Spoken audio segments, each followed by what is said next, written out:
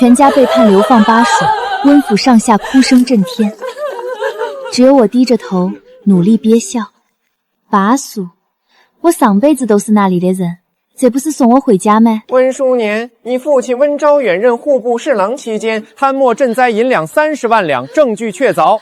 即日起，温家满门褫夺官职，流放巴蜀，永世不得返京。老爷啊，我们温家冤枉啊！欲加之罪，何患无辞？巴蜀，我上辈子就是巴蜀人啊！传书3年，我在这破京城待得够够的了，想吃枇杷柑橘都没得吃。这啷个是流放嘛？这明明就是送我回屋头了。温家罪女温叔年，可听清了？民女听清了。哼！叔年别怕，有哥在，饿不着你。哥，到了巴蜀，饿不着的是你。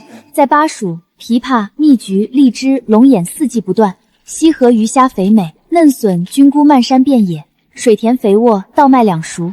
哪个洞天福地，还有啥子好怕的吗？巴蜀之地啊，那可是出了名的蛮荒险地，山势险峻，瘴气浓重，毒虫遍地，去了怕是活不过3年。可惜了温家二姑娘，生得那般好看，怕是要埋骨巴蜀。埋骨巴蜀 ？No No No， 半点都死不掉好吗？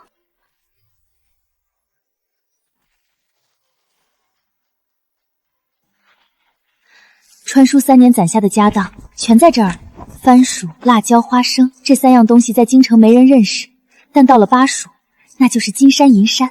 温景尧，你费尽心机伪造证据害我温家，以为流放巴蜀就能让我们生不如死，多谢了，真是发自肺腑的感谢你。巴蜀，我来了。快点，别磨磨蹭蹭的，不然待会儿连口热饭都别想吃，赶紧赶路。温家二姑娘，你倒是走得欢实。大人误会了，我只是不想拖累家人。哼！哎呦！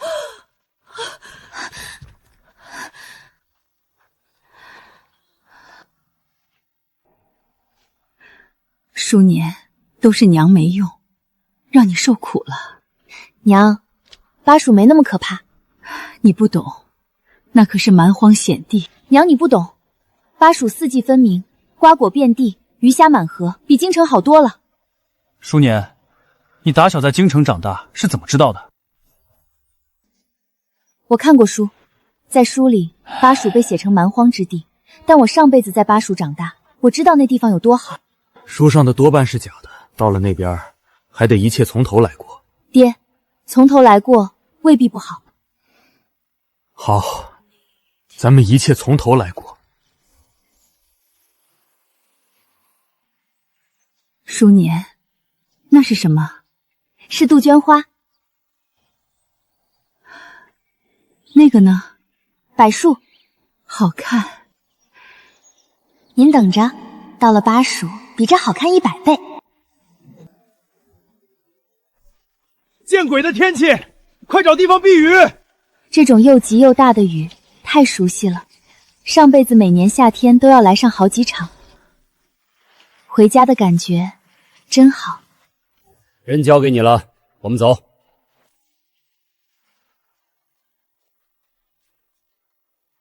温家二姑娘，保重。他那个眼神，是觉得我在这蛮荒之地活不了多久吧？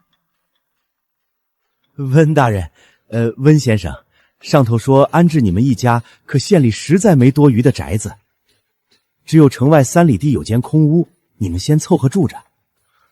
多谢周大人。这屋子破成这样，哪还能住人哟？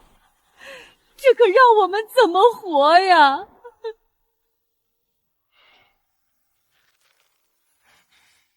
欺人太甚！土房修修就能住，这后院少说有3亩地，土质黝黑松软，门前小溪水清见底，屋后还有一片竹林，好地方，挺好的。叔年，你说什么？我说挺好的，这地肥，种什么长什么。门前有水，不愁灌溉。竹林里肯定还有春笋野菌，咱们的饭有着落了。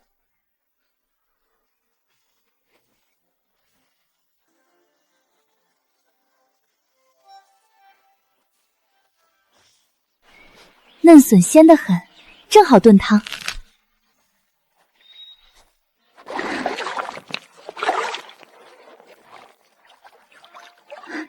来了，这下有口福了。鲜笋配鱼汤，正好给爹娘补身子。淑年，你从哪儿弄来的鱼？我的老天爷！淑年，巴蜀毒虫遍地，若是你伤着碰着，可怎么好？娘，别担心，我好着呢。这鱼都是你一个人捉来的？你们先歇着，今晚的晚饭包在我身上。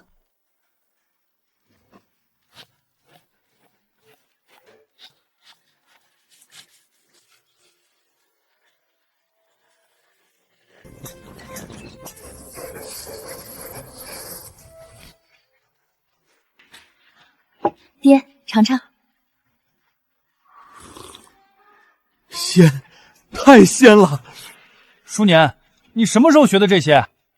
天生的。上辈子我就是巴蜀农村出来的，砍柴种地做饭样样拿手。穿书到京城那3年，才是我人生中最不自在的日子。也许淑年说的对，从头来过未必不好。番薯种这边，辣椒种那边，花生种西边，另外再开几块地种甜蔗。巴蜀的甜蔗熬出的红糖可比白银还金贵。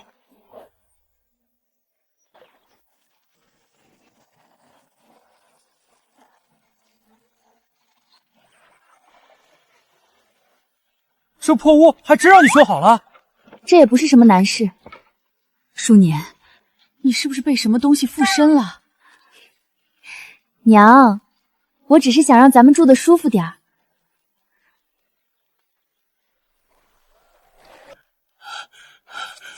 爹，你身子骨没好全，别逞强。爹在京城的牢里关了1个月，瘦了20斤，现在走路都喘。我来。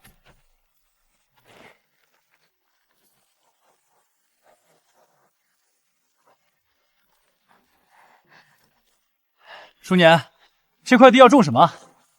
这个。这是啥？番薯，种下去3个月，1亩地就能收2000斤。2000斤？蒸着吃、烤着吃、煮粥吃都行，还能做粉条。我妹妹怕不是活神仙。福伯，这2条鱼是我刚从溪里摸的，跟您换一捆田簪苗，成吗？妹娃子，你是京城来的吗？对头，大爷。你还会说我们这儿的土话嗦？学过。来，拿些去尝下嘛，甜得遭不住。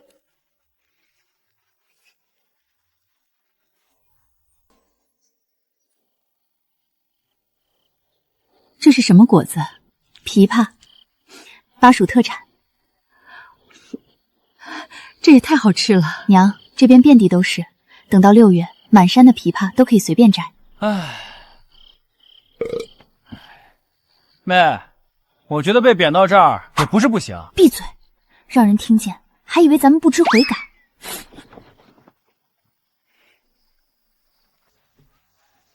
城外头温家那个流放来的2姑娘，种了好几亩地，天天在溪沟头捞鱼，活得巴适得板。哎，不是说她是京城来的大小姐的吗？还会种地？人家不单会种地，还会摆龙门阵说土话。福伯讲她地道惨喽。大人，外头现在都在传，说城外温家那个流放来的2姑娘，每天种地捞鱼，这日子过得比一般百姓还要滋润。岂有此理！一家子流放的重犯，活得比百姓还自在。这要是传出去，本官的脸往哪儿搁？你亲自去一趟，给我好好查查这温家，看他们到底在搞什么名堂。是，大人息怒，学生这就去查。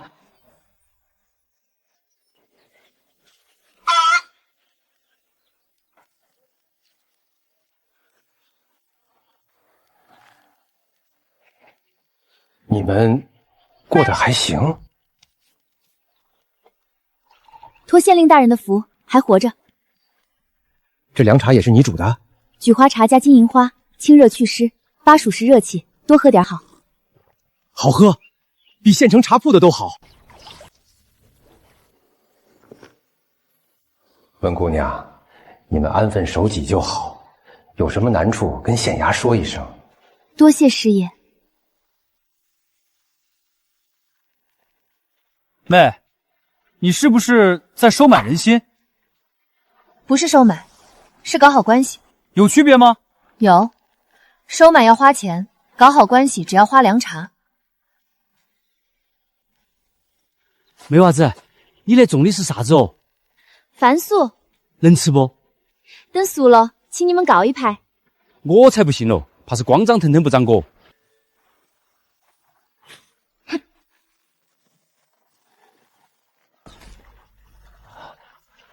一窝8个，一笼少说50窝，这么多！妹，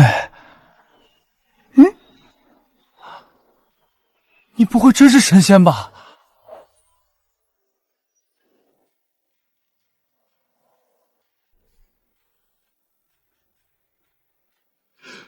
梅娃子，你那个东西硬是能亩产2000斤吗？福伯，你个人看噻。3亩地起了6000多斤，硬是大丰收了。天老爷嘞！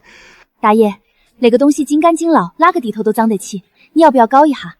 梅娃子，你硬是活菩萨下凡喽！福伯莫啷个，我就是想让大家伙儿都有口饱饭吃。妹，外头都在传，说流放的温家二小姐种出了亩产2000斤的神物。传开了正好，我还打算手把手教他们怎么种。那你教他们要收钱财吗？一文不收，我就是想让大家都能吃饱饭。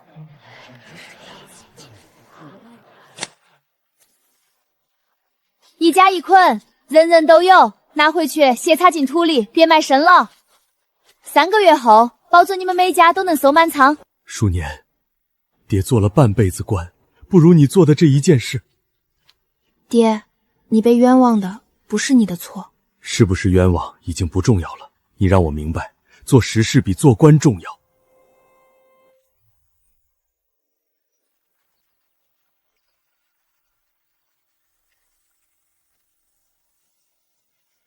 温二姑娘，你这番薯可还有多余的种苗？有，大人想推广。本县辖下6万百姓，半数靠天吃饭，若这番薯真能亩产2000斤，大人放心，我教。多谢温二姑娘，我们这地方穷，这2石白米和布匹还请收下。妹，你这是拿捏了整个黔州县啊！这才刚刚开始，辣椒也快熟了。巴蜀人嗜辣，但这个时代的辣椒还没传进来。等我的辣椒一出，那才是真正的金矿。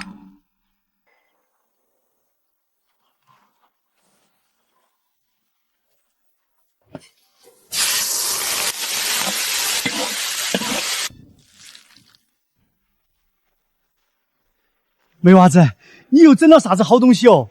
来，尝下辣子鸡。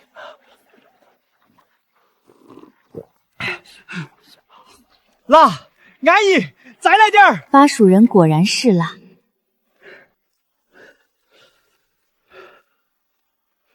梅娃子，这个红彤彤的东西叫啥子？辣椒。卖不卖？卖，但不是卖给你。为啥子不卖给我嘛？我可以给你种子，你自己种，不过你得帮我个忙。啥子忙？你说，上刀山下火海都没问题。我想在县城开个铺子，你帮我问问有没有合适的铺面。包在我身上，我亲戚在县城有间空铺面，位置好，租给你绝对便宜。温姑娘，这铺子看着破旧，但胜在租金低廉，一月仅500文，比正街铺面便宜70%。妹，这地方不行，正街才是做生意的地方，这里尽是码头苦力，舍不得消费啊。就租这间。你怎么这么冲动？这地方地段差，根本做不起来生意。这里不是地段差，是之前店家找错了客源，正街客官瞧不上市井小吃，而码头苦令出力辛苦，就爱吃够味管饱、祛湿解腻的吃食。咱们的东西刚好对症，门前这片空地能搭灶台，能摆长凳，远比正街的小店宽敞好用。姑娘眼光独到，那咱们即刻立租赁契约。我租半年。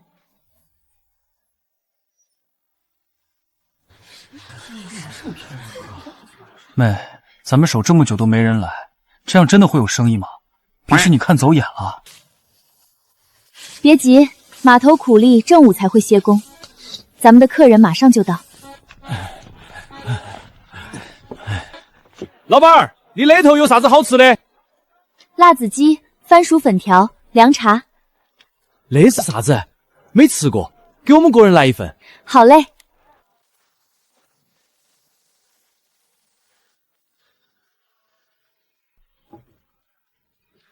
客官，慢用。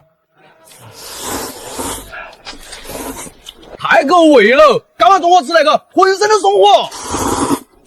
这粉条软糯，配上凉茶，刚好解辣。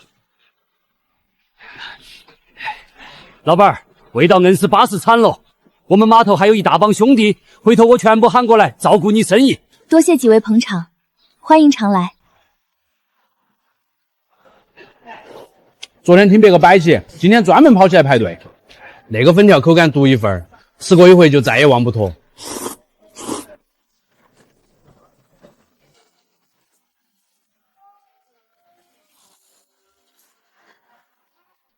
温姑娘，你这辣子鸡能不能教我们厨子做？夫人想要10方，1份5两银子。5两，未免有些贵了吧？不贵。您尝一口就知道。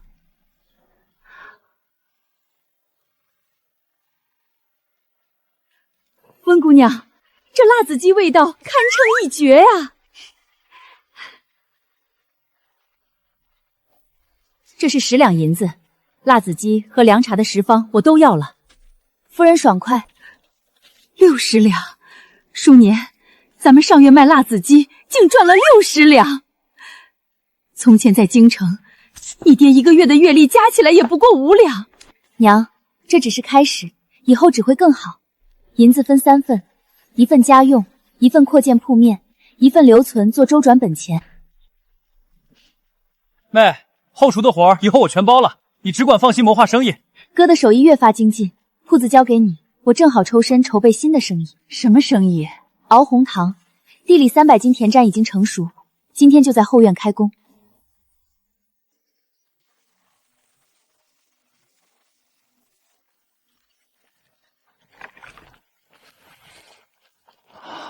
太香了，火候够了。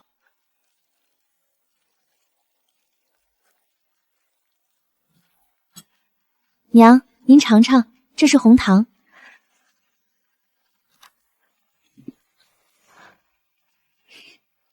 这是糖？红糖，补血养气。在京城，1两糖要5两银子，现在我女儿竟然做出来了。娘，以后我还要开红糖铺，把咱们家的红糖卖到京城。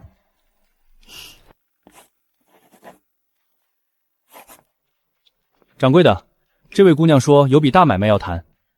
大买卖，拿出来看看。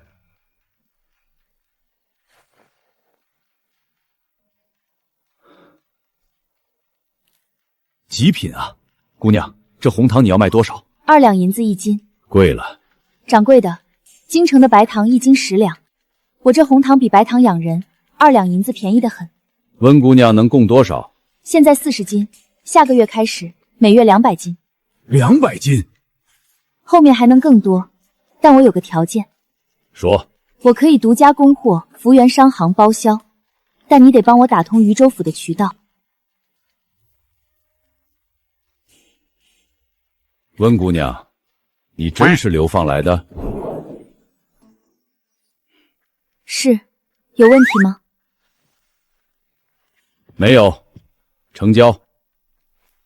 福伯，我打算扩建糖坊，甘蔗田要人照料，想请你带着3个儿子过来做工。那种待遇哪点去找哦？我们村头10几户乡亲全都愿意跟到你干。那再好不过，人多甘蔗才能赶得上收成。没娃子，往年地头收成薄得很，睡一觉，有些人家连饭都吃不饱哦。如今有你那份活路，硬是给大家伙指了条生路啊！咱们互相帮衬，日子都会慢慢好起来的。大家麻利干活，温姑娘给的工钱比城里高出2成，都不许偷懒。福伯放心，温姑娘帮咱们种番薯建堂房，是咱们的恩人，咱们不会偷懒。叔年，爹读了半辈子圣贤书，却远不及你，你比爹有出息。爹，你要是没被冤枉，我也没机会来巴蜀。我竟不知我温家还有这样自力更生的时候。其实爹被冤枉这件事，我一直记着。等我站稳脚跟，一定要查清30万两赈灾银的下落，揪出幕后之人。3个月后，温家在黔州县彻底站稳了，铺子扩成了2间，糖坊月产500斤红糖，番薯种植也推广到了周边3个村。温姑娘真是咱们巴蜀的福星，教耕种，开作坊，村里人再也不用挨饿。温姑娘，温大人，些许薄礼略表心意，日后家中有难处，尽管告知县衙。劳烦大人费心。总算过上安稳日子了。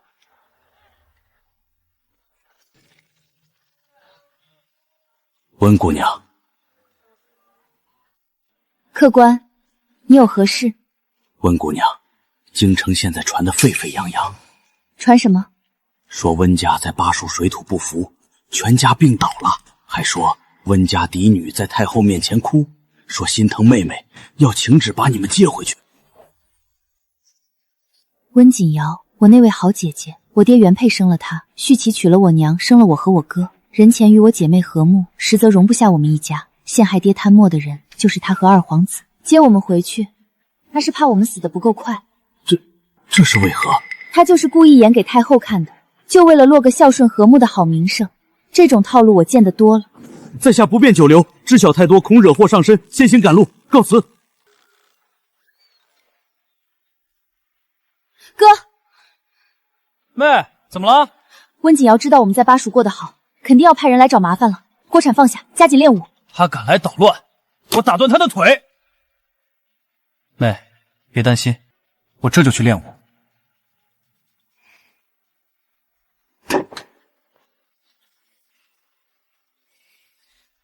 不得不说，原书里温言行虽然戏份不多，但设定是个武学天才，只是在京城没人教他，浪费了。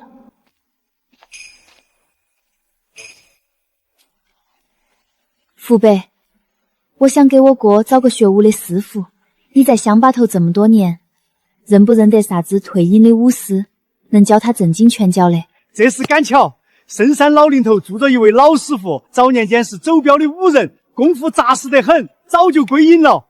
我跟他有旧交，等会儿我就去帮你说道说道。那个樱桃给你，泸州那边拉过来的新鲜货。那是啥子果子哦？看起来面生得很。樱桃。樱桃。没想我福爸这辈子还能吃到那个金贵的果子。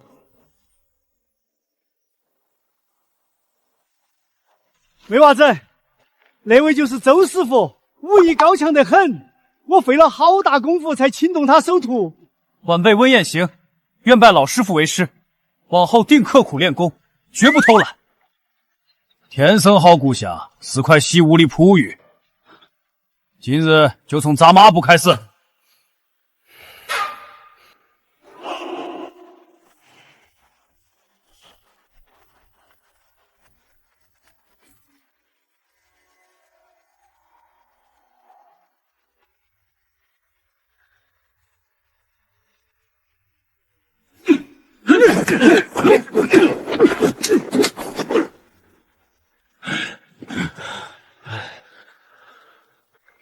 哥，厉害！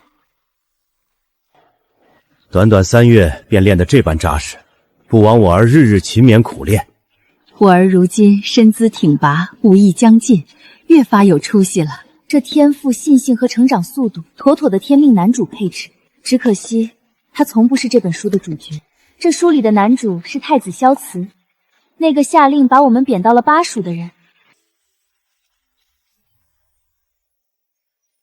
原书里的剧情还真是个烂摊子。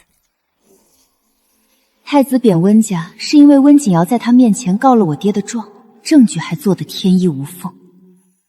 太子信了。等他发现真相的时候，原书里的温淑年已经绝望地病死在巴蜀了。太子悔恨交加，查清了真相，惩治了温景瑶和二皇子。可人死不能复生，病死不存在的。我不但要活得好好的，还要活得风风光光的。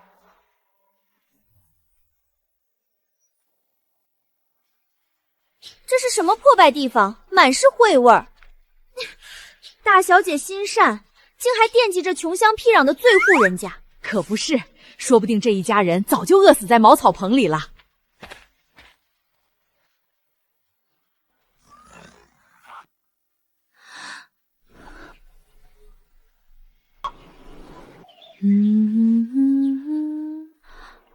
这就是温家流放的住处。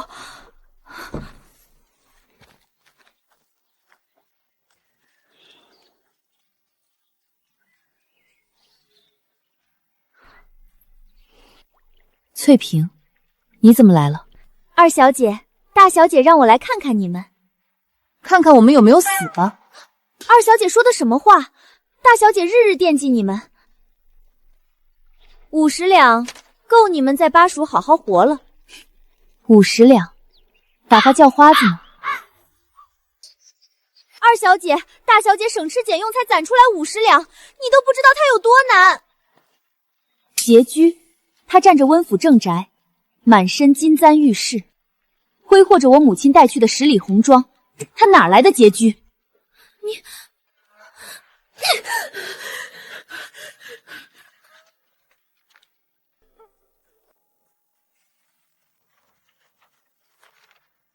温景瑶怎么可能为了送50两银子奔波千里来巴蜀？这点小钱，才不值当他大费周章，肯定有猫腻。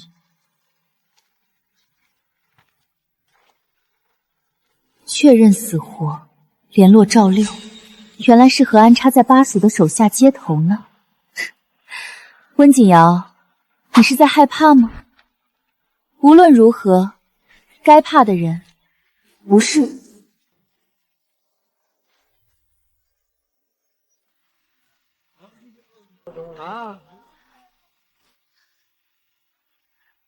大哥，这家铺子卖什么？老板是什么来头？姑娘外地来的，这是温记，火得不得了。老板是流放来的温儿小姐，模样出众又能干，如今家底比官吏还丰厚。不过是个流放的罪臣之女，抛头露面，满身铜皱，不知廉耻。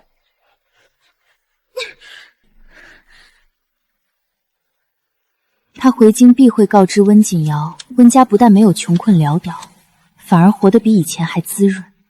我等着温景瑶的下一步棋，希望他别让我等太久。温姑娘，大事不好了！京城下旨，巴蜀加收特产税、糖茶药材，通通加征30%。我知晓了。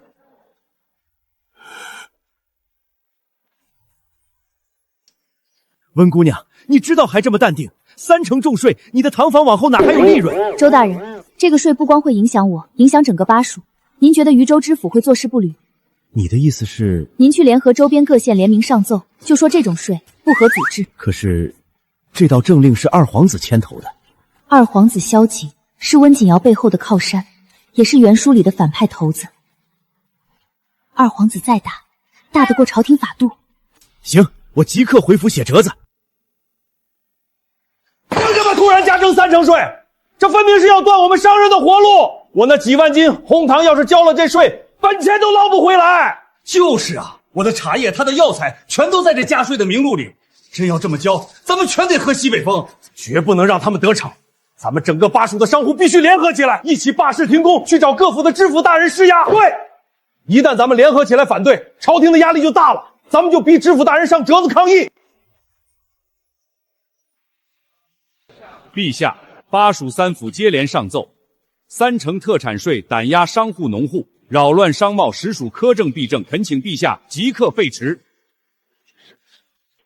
此税为充盈国库，补贴地方，合规合理。地方商家肆意罢市，实属蔑视皇权。百商联动罢市，地方商贸停滞，民生动荡，为敛财搅动一方安稳，绝非治国之道。不过是商户一时哗然，稍加镇压便可平息，无需废除新政。赋税之道，贵在安民。一税引得庶府动荡，百商罢市，万民怨怼，已然得不偿失。此特产税师出无名，扰民生事，臣恳请陛下即刻驳回废止。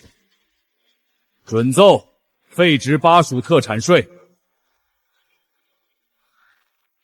痛快！哈哈，温姑娘，真让你说准了，朝廷已然驳回巴蜀特产税。是谁驳回的？是太子殿下。太子当庭一锤定音，斥责二皇子苛政扰民。皇上下旨此税永不复议。温姑娘啊，你一个流放的罪臣之女，硬是搅动了半个朝堂。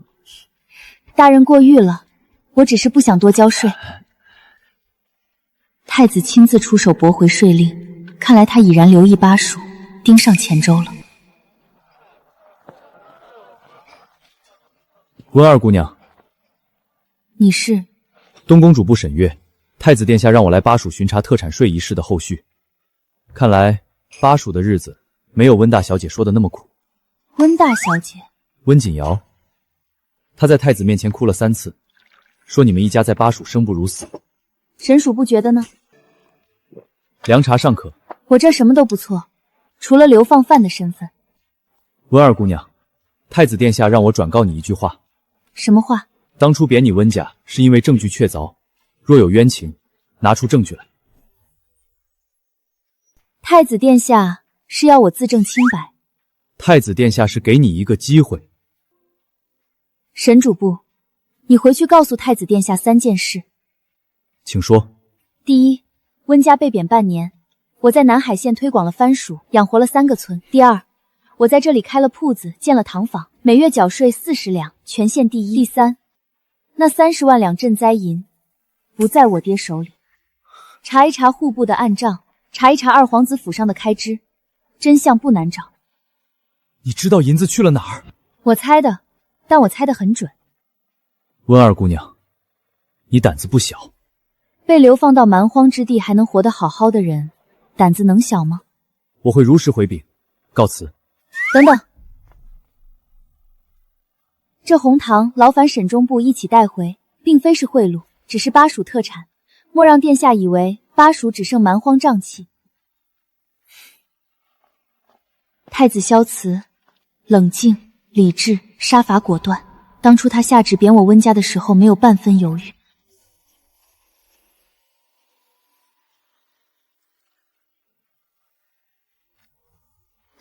不过他不算是个坏人，只是被骗了。现在我把真相递到了他手边，他看不看查不查那是他的事，我该做的是把日子过好。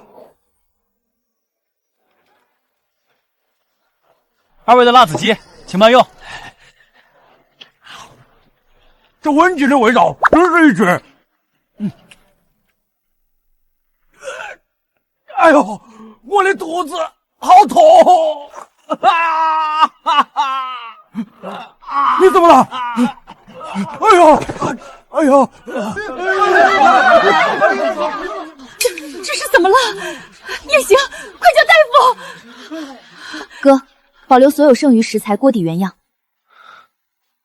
瞳孔正常，无抽搐，仅腹痛腹泻，并非剧毒。娘，安抚好客人，把病号送去城中医馆，一切的药钱和赔偿均由我们温家买单。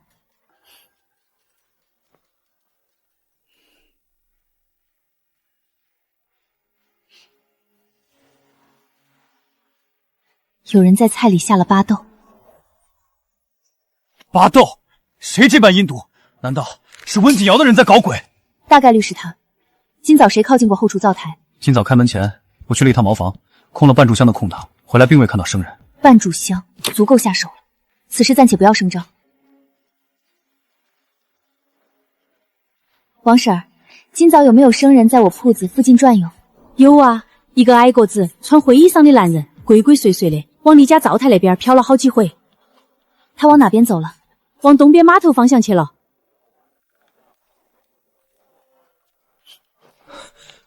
阿旺，去一趟码头客栈，找一个穿灰衣裳的矮个子生人，抹清底细，别打草惊蛇。姑娘放心，交给我。温姑娘，找到了，那人住码头客栈，登记的名字叫李四。是哪里人？他一口京腔，绝对是京城来的。锦瑶，你的第二招果然来了。不过，既然你敢伸爪子，我就敢给你剁了。阿旺，给我继续盯着他，看他跟谁接头，一点蛛丝马迹都别放过。好嘞。这可怎么好？这都2天了，连个买茶水的人都没有。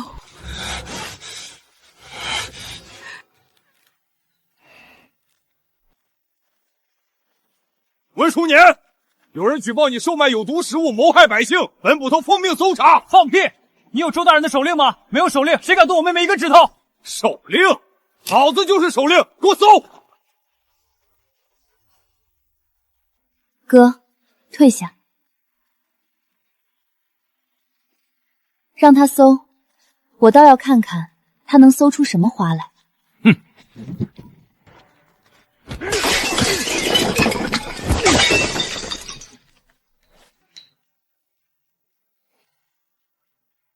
人赃并获，大家看清楚了，这是巴豆粉。文书年，你还有什么话可说？赵捕头，这包巴豆粉是你刚才自己揣进来的吧？你血口喷人，死到临头还敢嘴硬！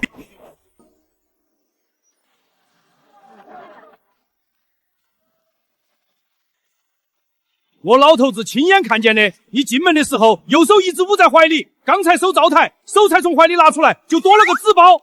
对，我也看见了，你弯腰的时候，纸包差点从袖口掉出来，你还赶紧往里塞了塞。赵捕头，杨某做生意几十年，见过不少栽赃的，但像你这么拙劣的，我真是头一回见。你们这群刁民，居然敢合伙诬陷朝廷命官！朝廷命官，你好大的口气！大人，赵六，你何时成了朝廷命官？不过一介小小捕头，说收了谁的银子？敢背着本官乱来！大人饶命！大人明鉴，小人。阿旺，进来吧。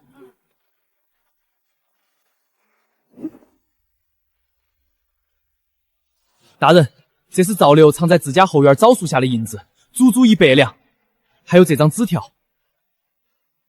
事成之后另有重赏。赵六，你真是长本事了。来人，将赵六拿下，打入大牢。大人饶命，我招，是京城的人指使我，那个姓李的。姓李的在哪儿？住在码头客栈。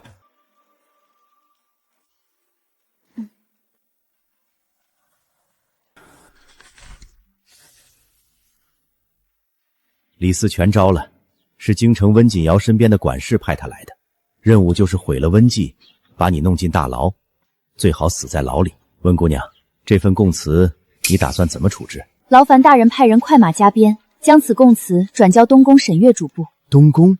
你确定？直接送到太子面前？既然有人偏爱暗处算计，我便将事情摊开，让太子殿下好好看看这出戏。姑娘高明。风波既然平了，我们就干票大的。哥，我决定扩建唐府，规模翻3倍，月产从500斤涨到1500斤。妹，你疯了？你哪来这么多银子啊？杨掌柜投资的，他出500两，占堂房30%股份。杨掌柜，你想不想把红糖卖到京城去？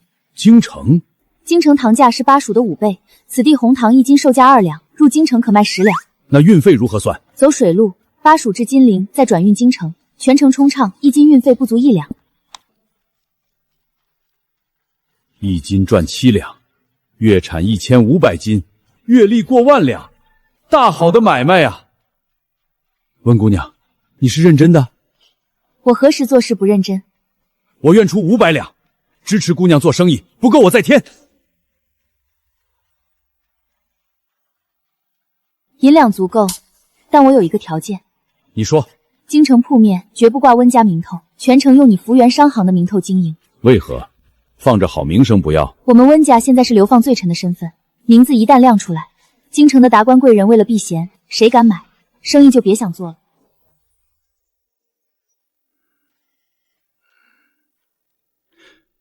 有理，就按你说的来。那分红分成怎么算？你3，我7。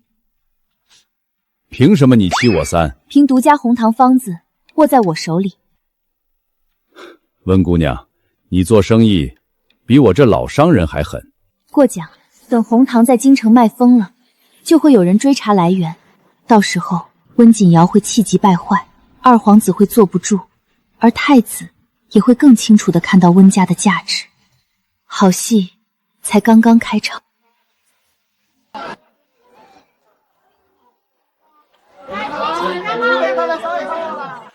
还有红糖吗？这几日跑遍半条街都抢不到，听说早就断货了。原先10两一斤，如今都炒到15两一斤了，难求啊。可不嘛，但这巴蜀特产的红糖不一般啊，能温补气血，滋养身子，是难得的食部珍品。巴蜀这地儿竟能产出此等红糖，这红糖极好。哀家陈年老寒腿，冬日素来畏寒发冷，今日饮下舒坦不少。太后喜欢，我再买些回来。掌柜的，给我来5斤你们新进的那种巴蜀红糖，我要送进宫给太后娘娘。哟，温小姐，实在抱歉，这最后5斤刚才已经被这位嬷嬷包圆了。哎呀，是太后宫里的刘嬷嬷。温小姐有心了，这红糖啊，太后喝了赞不绝口，说老寒腿都舒坦多了，特意吩咐老奴多买些。刘嬷嬷，这糖真有这么神？不知是巴蜀哪个神仙地方产的？听说是黔州产的，那里水土好，熬出来的糖啊，京城根本比不了。黔州？那不是流放温淑年那个贱人的穷乡僻壤吗？原来是黔州啊！嬷嬷慢走。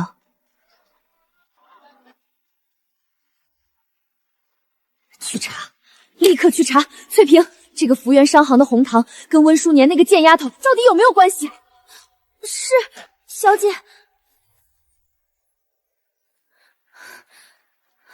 小姐，查到了，这红糖确实产自黔州，但糖厂东家叫杨福元，没查到温二姑娘的名字。杨福元绝对是障眼法，那个贱丫头怎么可能安分等死，非要官自府？告诉二殿下，温淑年在巴蜀不老实，让他派人去查查。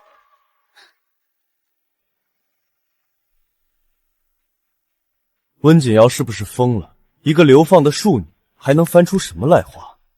没有真凭实据的事，少拿来烦本王。滚回去！是。殿下，温小姐的直觉恐怕没错。哦，钱先生何出此言？属下刚从渝州府回来，途经巴蜀，黔州有位温姓女子，推广番薯救活灾民，又熬制红糖兴业，深得民心，被百姓奉为活菩萨，收拢民心，聚敛财富，这可不是一个罪臣之女该干的事。钱锋，你亲自前往巴蜀彻查，摸清温家所有动向，查清他们到底在谋划什么。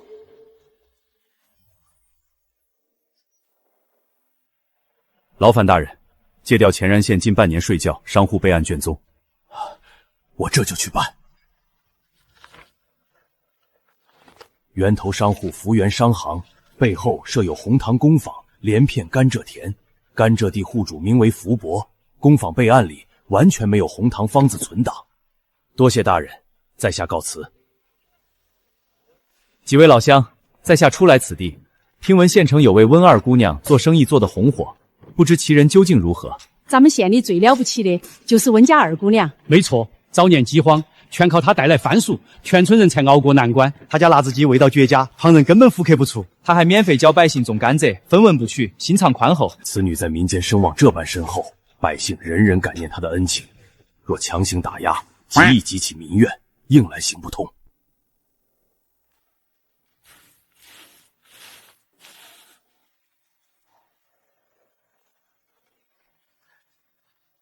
温二姑娘，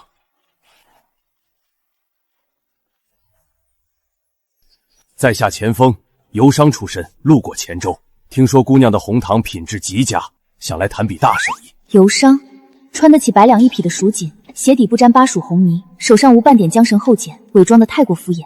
钱老板，请进。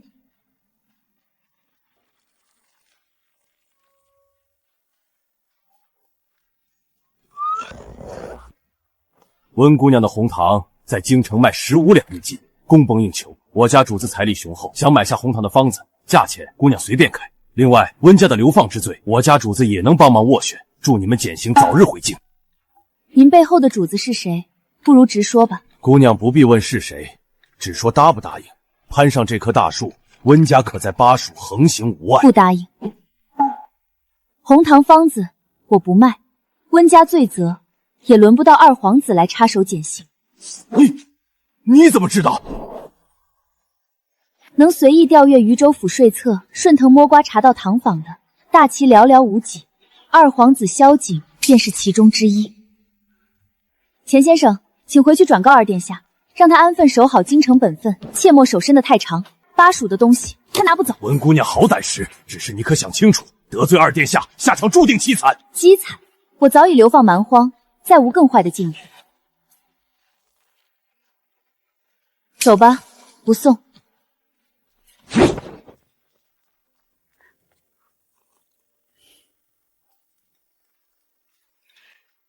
今日二皇子幕僚钱锋来了一趟，定是查到我们了。往后几日夜里绝不会太平，爹娘，我们都要小心。真的要出事，那二皇子权势滔天，咱们如今身在流放之地，无依无靠，万一他暗中发难，可如何是好？对方明面无错可挑，只会暗中作祟，我们只需严加防备，守住宅院即可。哥，今夜辛苦你守院。放心，有哥在，定护住全家安宁，无人能进温家半步。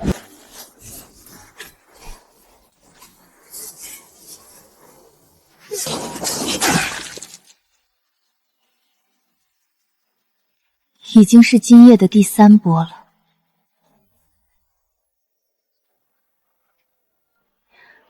哥，那些来的人都处理好了？处理好了，今夜他们长再敢来，我也要他们有去无回。二皇子手段竟如此狠辣，此人若是坐上皇位，这天下该当如何？这样的日子快结束了，太子的人快到了。你怎么知道？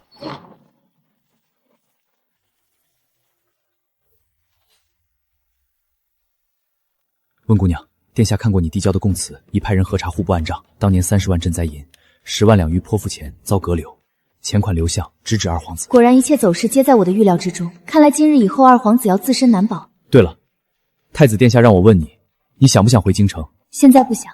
不想？你不是被冤枉的吗？若是冤案平反，你父亲便可官复原职，你们全家就能重回京城权贵之列。被冤枉的是我爹，不是我。我在巴蜀过得挺好的。可是，沈主簿，京城有什么好的？空气干燥，冬天冷得要命，荔枝还20两1斤。另外还有一事，太子殿下想亲自前来巴蜀看看。太子要来巴蜀？我记得原著里他是快大结局才来的，剧情这是彻底偏离轨道了。殿下朝中事务繁杂，何苦来这穷乡僻壤？殿下言道巴蜀红糖绝佳，想要亲眼观摩制作工序。那便恭迎殿下，正好让他尝尝我亲手做的辣子鸡。温姑娘，全天下也就你一人敢邀太子殿下吃辣子鸡。殿下不吃辣？殿下什么都吃。告辞。萧辞，原书里高高在上的太子，冷面冷心，铁腕治国，唯一的弱点就是温书年。可惜原书里等他发现自己的心意时，温书年已经死了。他后悔了一辈子。现在温书年还活着，不仅活得好好的，还在巴蜀风风火火的做辣子鸡呢。妹，你连夜理账，还逼着爹写冤案自述，甚至往福伯村里送了100斤番薯种苗，你这是要给太子殿下看啥啊？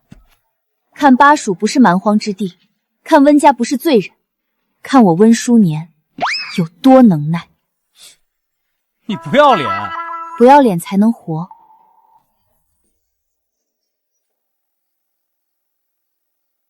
戏女温书年，祈愿家人无病无恙，岁岁平安。尽撤萧辞，祈愿海晏寒清，天下太平。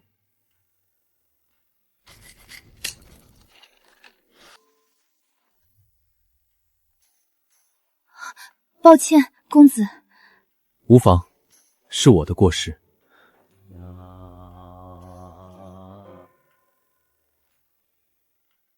死生往复，两世同期，两心牵绊，方定乾坤。儿臣恳请父皇撤回加征农赋令，不体恤百姓，何以安天下？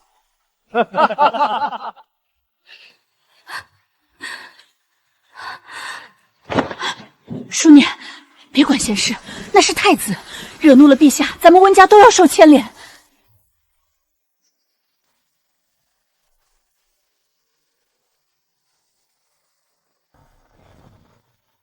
人人都必孤未孤，你为何不避？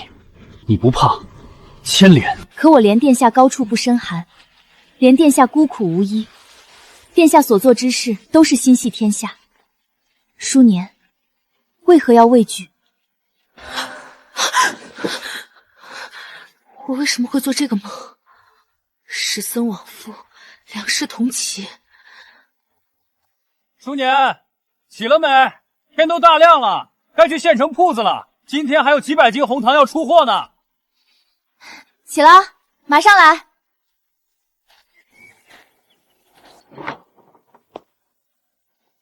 妹，你怎么魂不守舍的？是不是哪儿不舒服？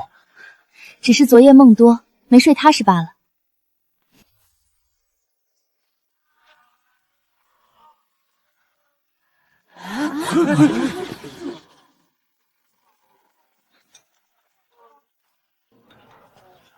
温姑娘，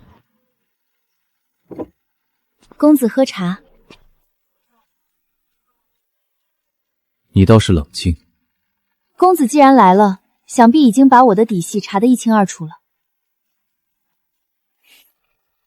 听说你的辣子鸡天下绝伦，是不错，就是巴蜀的辣子极烈。公子金尊玉贵，能吃吗？试试。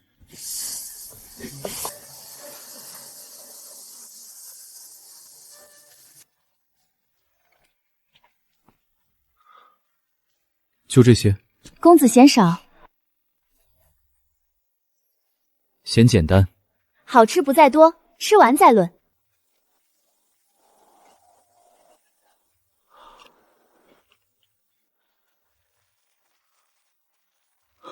完了，殿下饮食向来清淡克制，从不碰辛辣刺激之物，这女人简直是在投毒。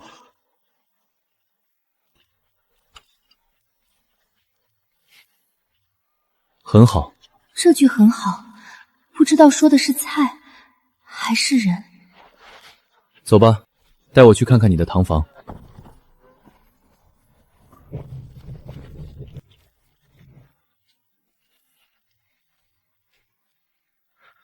这个工艺是你研究出来的？家传。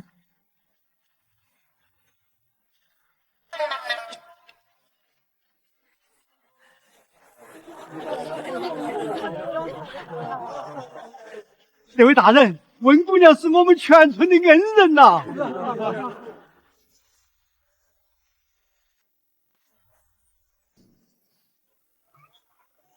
剑怎么能对着百姓？大人您是不知道，这番薯能门产2000斤呐！温姑娘教我们种地，1文钱都不收。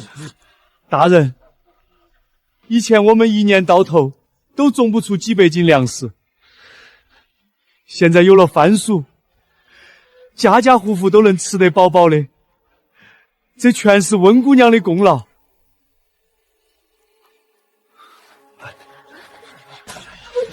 温淑年，在。你在巴蜀做的事，比朝廷里那些识君之路的命官加起来还要多。我没那么伟大，只是想让自己和家人在这绝境里过得好一点罢了。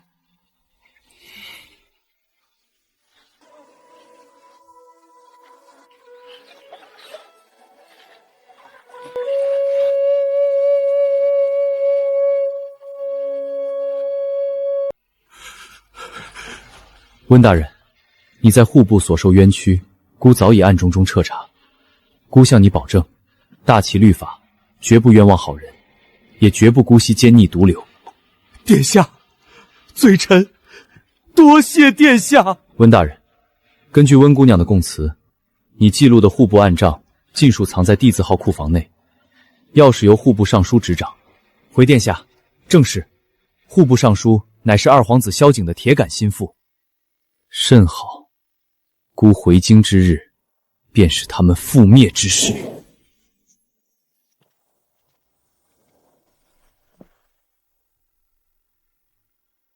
温淑年，在。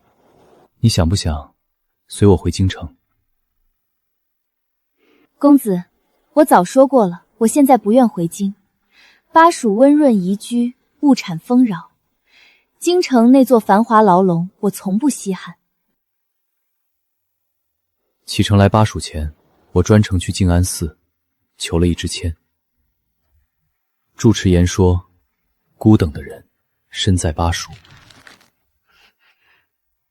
他还说，孤的心愿终得圆满。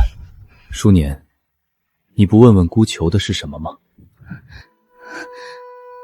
淑年，不敢。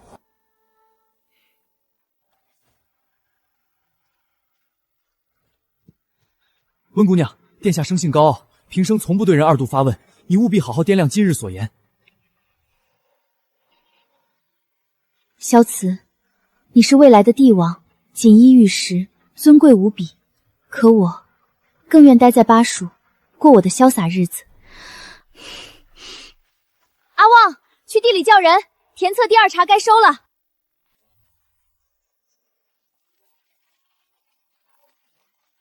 温姑娘，京城传来天大消息，二皇子彻底倒台了。温姑娘，我乃沈月，按账查实，二皇子禁足。温锦瑶传诏咨询，冤案即将昭雪。殿下问你想回京了吗？妹，信上说什么？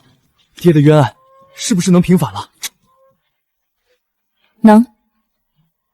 爹娘，天亮了，咱家的冤案要平反了。温锦瑶，你的好日子到头了。温大人，下官恭喜大人，贺喜大人，组织您清正廉明，断然不会行贪腐之事。朝廷公文已至，恢复您户部侍郎的官职，撤销温家全员流放罪责，即刻便可风光返京。终于沉冤昭雪了，我温昭远没对不起温氏的列祖列宗。往后我们又能挺直腰了，我们再也不是罪臣了。温姑娘，如今冤案昭戒，官复原职，你们全家定是要即刻收拾行囊回京享福了吧？回，但我不急。为啥，小姑奶奶？洗刷冤屈，官复原职，这是天大的喜事儿，你又何苦困在我们这穷乡贫壤？因为我第三扎田岔还有1个月才能收割完毕，甘蔗没收，糖坊账目产业未曾交接妥当，我哪儿也不去。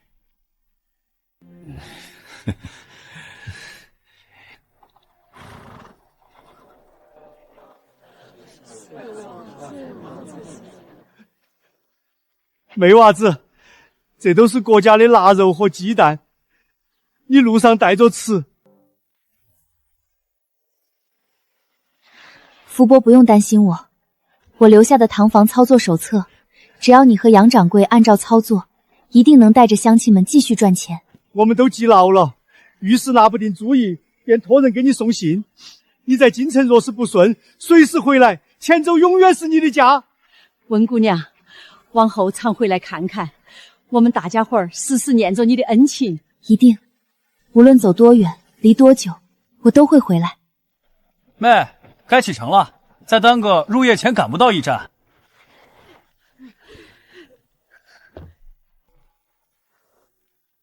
这样，巴蜀是我的故土，也是我的根，我一定会回来的。妹，舍不得，爹已经官复原职，咱们家也重回京城权贵之列，往后都是好日子。你不懂。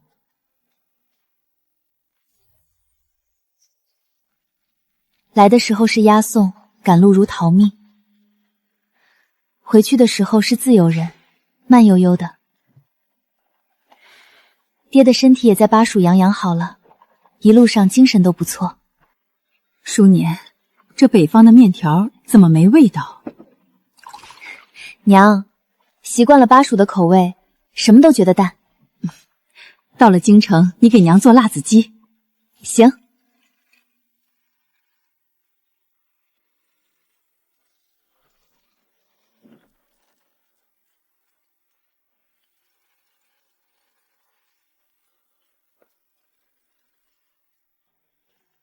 温大人、温夫人、温公子、温姑娘，太子殿下命下官在此等候，专程迎接诸位回京。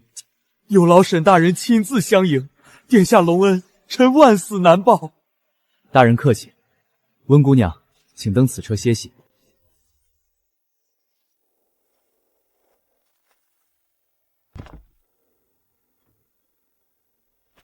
殿下知晓姑娘一路舟车劳顿，备下凉茶解乏。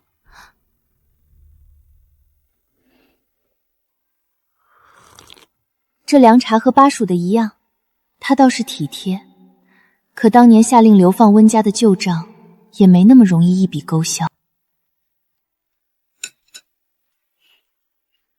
爹，明日您去吏部报到，尽快敲定官复原职事宜，切勿拖延。好。哥，明天你去京城最大的商行打听行情，红糖在京城的最新价格，谁在卖，谁在买，我都要知道。没问题，包在我身上。娘，明日您去找温锦瑶。找他？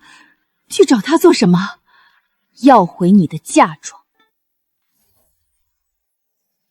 可是我听说他被太后传召了，怕是不会见我。他被传召了更好，说明他现在心虚。你去了，他不敢不见。他要是不还呢？不还，便直接前往大理寺击鼓告状。嫁妆有清单，有文书，铁证如山。好，娘明日就去。温大人，所有手续已办妥，您收好文书。温兄，一别数载，已总算沉冤得雪。实不相瞒，户部侍郎之位上月已由内阁指派补任，吏部给你定了同级闲职，清贵却无实权，委实委屈。你当年可是户部最得力的侍郎，李兄多虑了，能洗清冤屈，重归朝堂，已是天大万幸。有官身立足便足够了，权位高低无关紧要。温兄这份胸心心境，我远不能及。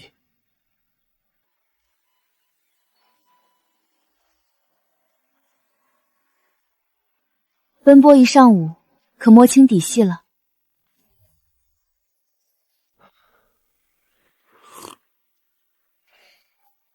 我跑遍京城3大商行，众人说法一致，咱们福源红糖稳稳占据京城4成堂食，根基牢固。但麻烦紧随而至。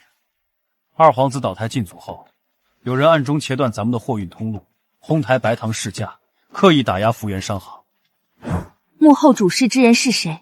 户部新任主事孙德才，原是二皇子心腹，如今改换文凭，暗中蛰伏，手段隐秘。孙德才，我记下了。母亲可去正宅找温锦瑶了？这会儿应该已经到了。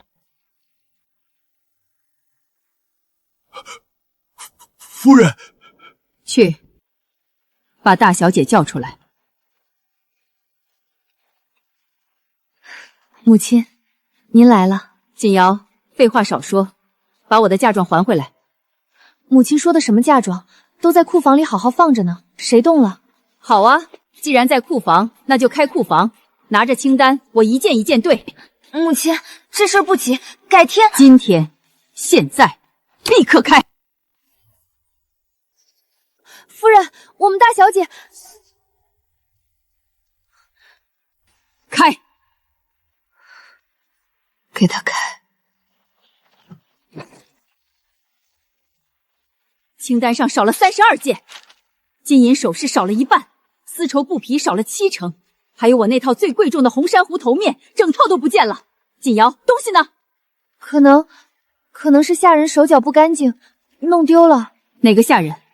叫过来，我亲自审。已经发现手脚不干净，遣散了。锦瑶，你要是3天之内不把东西还齐，我就去大理寺告你。你想清楚了。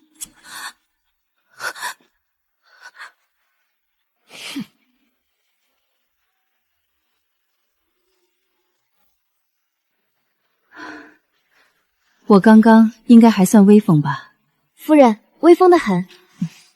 那就好。老爷，我今天当着下人的面狠狠凶了锦瑶一顿。做得对。可她毕竟是你的亲生女儿啊。他害我入狱，害全家流放，他不配做我的女儿。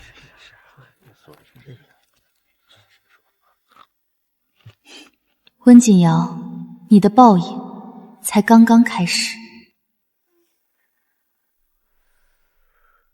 二小姐，大小姐说，原先的嫁妆实在找不回来了，这里是1000两银票，已是她全部的积蓄，还求您高抬贵手。1000两，我娘那一套红珊瑚头面，单市价就值3000两，她这是在打发叫花子。二小姐，大小姐真的已经尽力了。温锦瑶跟二皇子来往了3年，二皇子给她的珠宝首饰堆满了3间库房，她1000两就想打发我。回去告诉温锦瑶，要么把原物还回来，要么赔偿5000两，给她最后1天。过了明天，我去大理寺。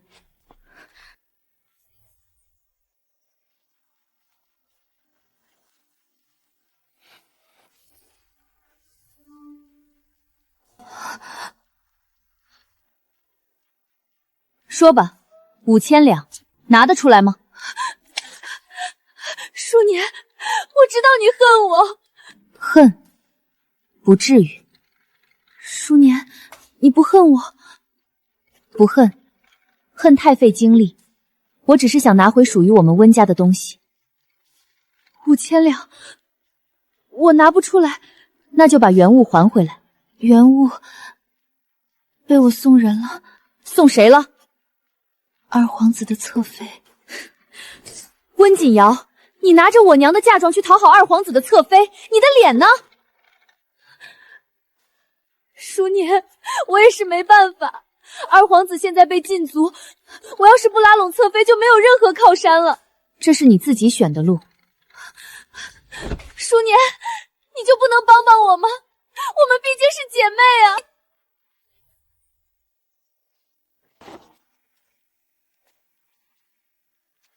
姐妹？温锦瑶，你陷害爹入狱的时候，想过姐妹情分吗？你伪造证据让我们全家流放的时候，想过姐妹情分吗？5000两，明天之前送的，你送不出来，我就帮你跟大理寺说。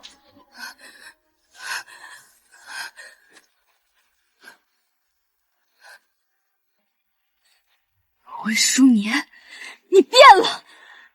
是你把我逼出来的。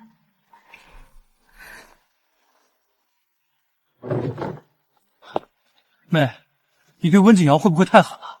哥，被蛇咬过的人不会对蛇心软。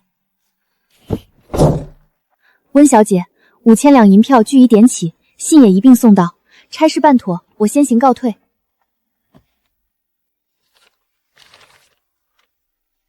书年，这笔账我记着，记着就记着，我也记着呢。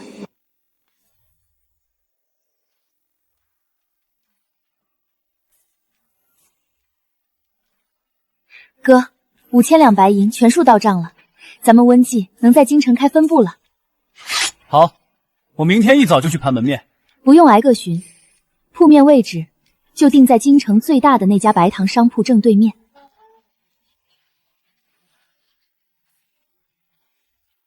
正宗巴蜀红糖水，免费品尝，走过路过不要错过。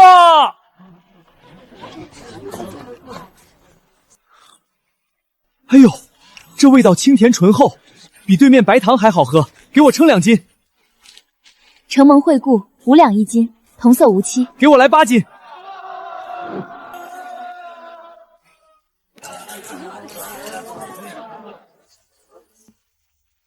你们什么来路？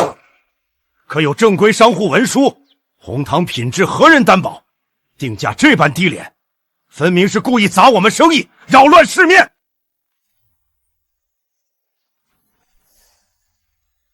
我店商户文书完备，红糖品质由福源商行全权担保，5两定价公道合理。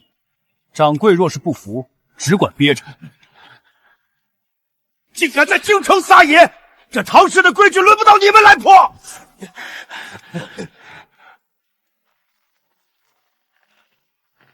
有人举报你店红糖来路不明、资质不全，即刻查扣所有货物，停业核查。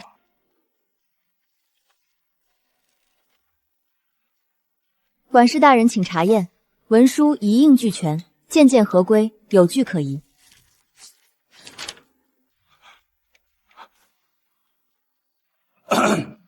此次乃是东市例行巡检，既是合规经营，便安分守己做买卖，休要滋生事端。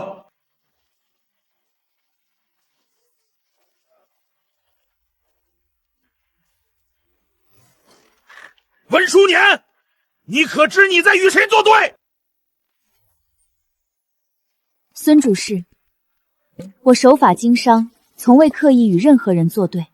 你红糖定价5两，物美价廉，我的白糖定价10两，根本卖不动，你这是断我财路！孙主事，是您的白糖价高质劣，不敌我的红糖，是货品问题，并非我刻意竞争。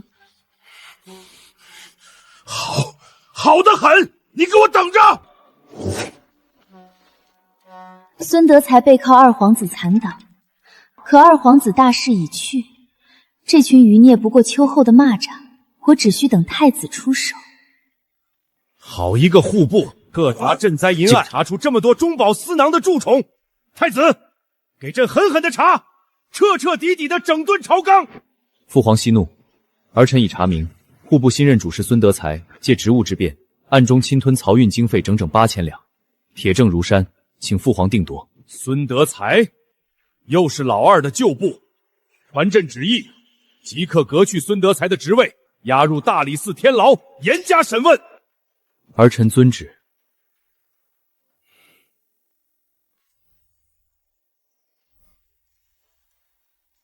孙德才贪墨获罪，已押入大理寺，名下产业即刻查封。孙德才一倒，这铺子无人敢接盘，只能关门大吉。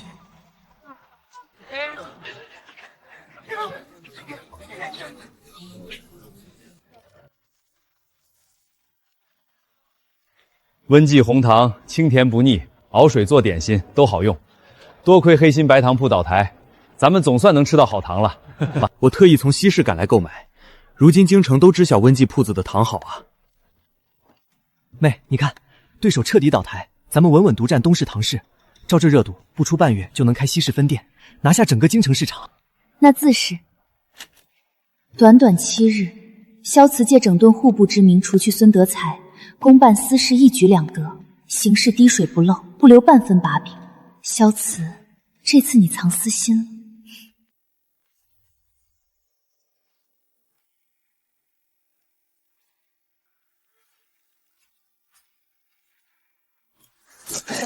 温锦瑶，哀家问你，你是否协同他人伪造证据，构陷亲生父亲？太后明鉴，臣女冤枉，绝非臣女所为。哼，户部尚书供词3次提及你的名字，你作何辩解？是旁人刻意栽赃陷害我。你常年私会二皇子，暗中输送财物，究竟安的什么祸心？此乃户部尚书亲笔画押供词，白纸黑字清清楚楚，是你偷取温大人印笺，协助二皇子伪造贪腐账册。是我是被逼无奈的。温锦瑶身为嫡女，陷害生父，勾结皇子，搅乱朝局，传哀家旨意，逐出温家族谱，贬为庶民，带下去。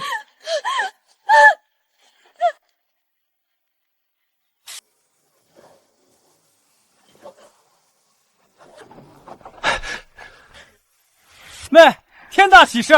温锦瑶被太后定罪，逐出族谱，贬为庶民，真是大快人心。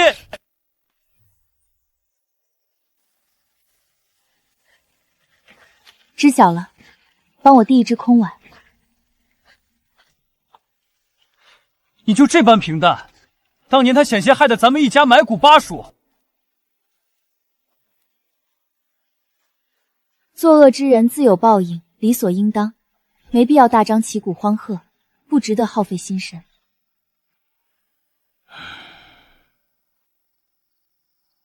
温姑娘，此物是东宫殿下命人快马加急送来的。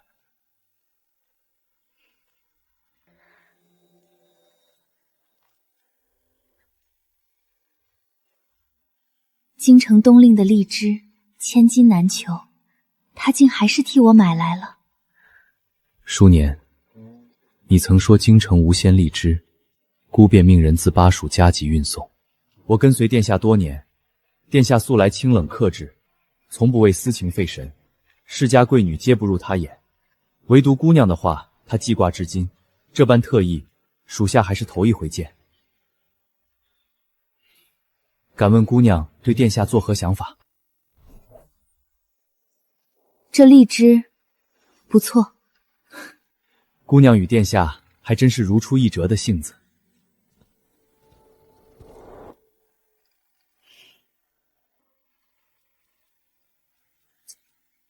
萧慈，这般心思实在让人没法厌弃。可当年流放温家的旧账，绝非一串荔枝便能一笔勾销。你下一步还有什么筹谋？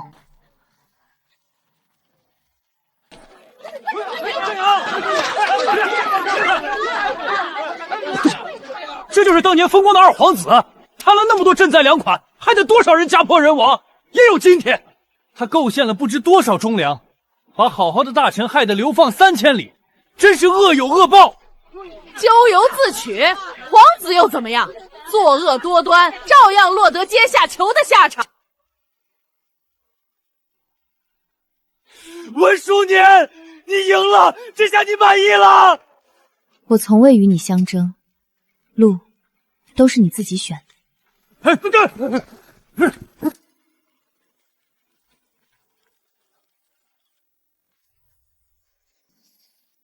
爹，您看看这个。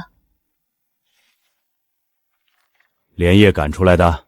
是，番薯巴蜀适种，产量比五谷树数倍，抗旱耐贫瘠，荒地也能种。它不该只用于巴蜀。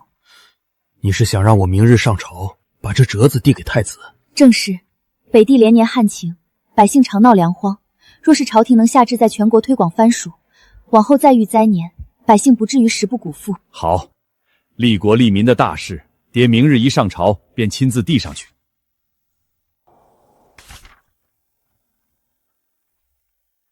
这字迹是叔年的。准，着户部拨银5万两，分发各省，先行落地示众。殿下，属下斗胆说一句，这温姑娘若是男儿身，入朝为官，必定能有一番惊天动地的大作为。女子又如何？她一介女子，不照样在沙蜀那等蛮荒开辟了万亩良田，不照样凭一己之力让数万百姓吃饱穿暖？这等功绩，朝中哪个男儿能比得过？殿下说的是。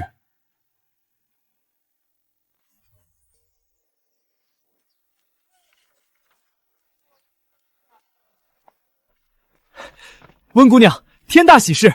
你呈上的番薯奏折，殿下亲自御批通过了。户部拨银5万两，于各省设立示众试点。此奏折若为温二姑娘所写，其才不在朝臣之下。温姑娘，这行字是殿下亲笔写的。我看见了。你不高兴？高兴，但更高兴的是番薯能推广开。番薯姑娘，给我来2斤红糖。番薯姑娘，多亏了你，咱们今年冬天饿不着了。好嘞，大娘，大家吃得饱就行。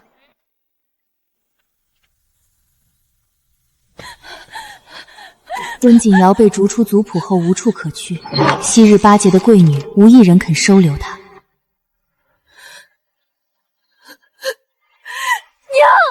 温家不要我了，二皇子也倒了，我什么都没了，我没有退路了。娘，你救救我！锦瑶，你做的孽是该还了。娘，我已经一无所有了，连你也要骂我吗？我不骂你，但你自己摸着良心想想，从头到尾有一件事你做对了吗？我收留你，但条件是换掉你这身绸缎，在庵堂里做粗活，每日抄经念佛，半步不得踏出这大门。娘，我答应你。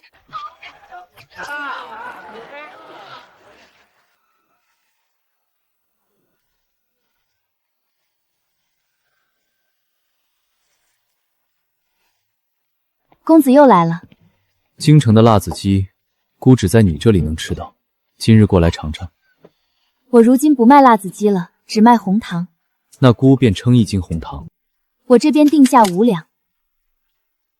姑给20两，不用找。我做生意不打折，不议价，该5两便是5两。温淑年，我在。当年在巴蜀，姑2次问你想不想回京，你都回绝。如今你心意如何？我依旧觉得巴蜀更好，自在无忧。那姑便去巴蜀。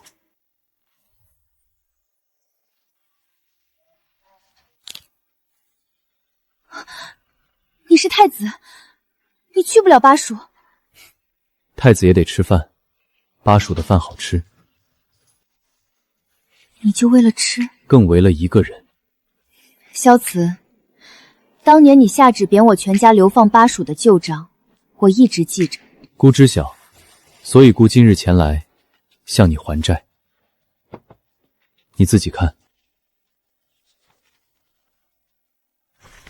一品诰命夫人，是何人麾下的夫人？你猜？这些不够抵账。那你还差什么？你给不起。你不曾问我，为何觉得姑给不起？温淑年，明日静安寺。殿下，皇后娘娘遣内侍传召，宫中突发急事，请您即刻回宫。姑先回宫，你若有事，让人传话至东宫即可。殿下慢走。姑等你。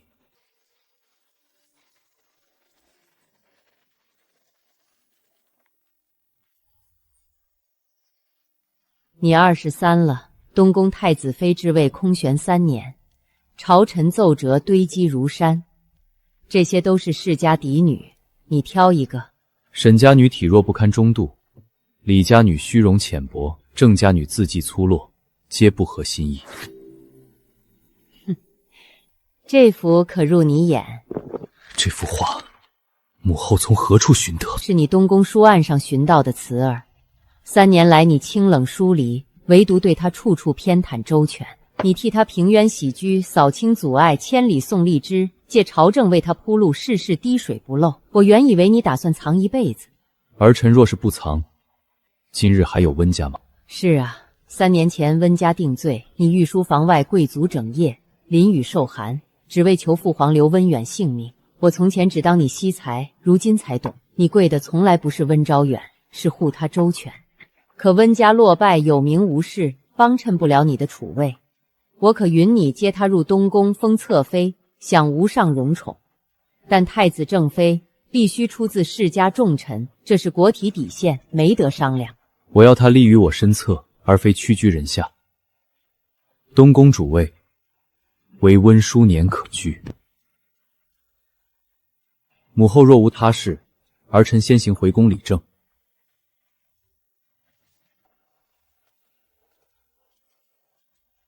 今日从泸州新到荔枝，给他送去了吗？早已办好。沈月，你说我还差在哪里？太子乃储君之尊，已是无人能及。只是姑娘心中流放的旧怨未平，心不在这深宫。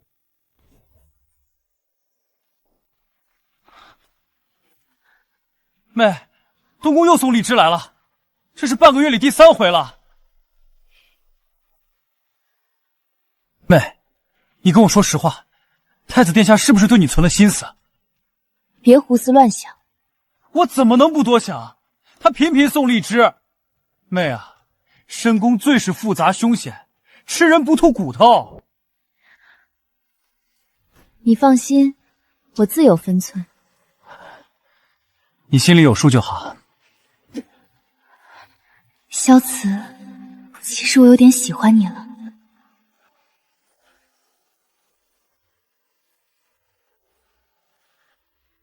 殿下，雨越下越大，时辰不早了，或许温姑娘今日不会来了。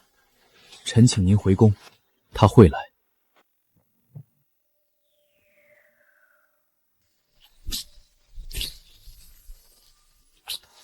你来了。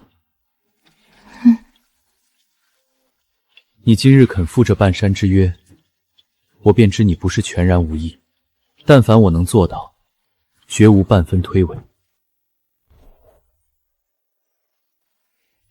第一，我心向自由，不惯深宫繁文缛节，更厌恶后宅中灯。你若要我伴你身侧，能否容我不困宫闱，来去自由？第二，我此生只求一世一双人，绝不与人共侍一夫。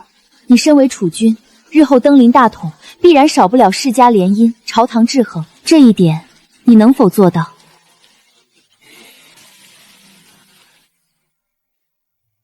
温淑年，我不与你说虚言空话，你今日所言见识，我尽数记下。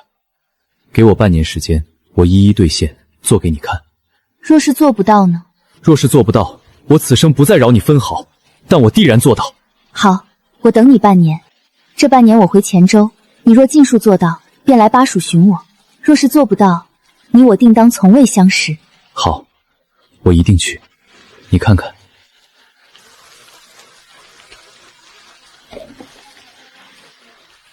千里殊途，终有归处。死生往复，两世同期。温家流放的圣旨是我求来的，这是我唯一能为你们求的活路。那时我身陷楚魏纷争，谋求再多，只会为温家招来更多祸害。温家流放竟是求来的，可真正的温淑年早已死在巴蜀，命运捉弄啊！宫宴那次，我便心属你了。我不希望我们之间隔着太多恩怨。萧慈，你把所有承诺兑现了，就来巴蜀找我。你要是能放下这皇权，我养你。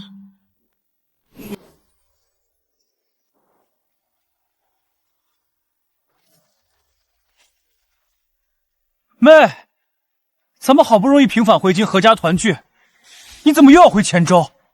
爹刚官复原职，一家人才刚安稳下来。京城太过压抑拘束，还是巴蜀自在舒心。堂坊田地都需打理，我得回去坐镇。那太子殿下那边，你当真不管了？他若是真喜欢我，自然会来巴蜀找我。行，哥都支持你。你在巴蜀若是待腻，受了委屈，随时回京，家里永远给你留着位置，留着房间。谢谢哥。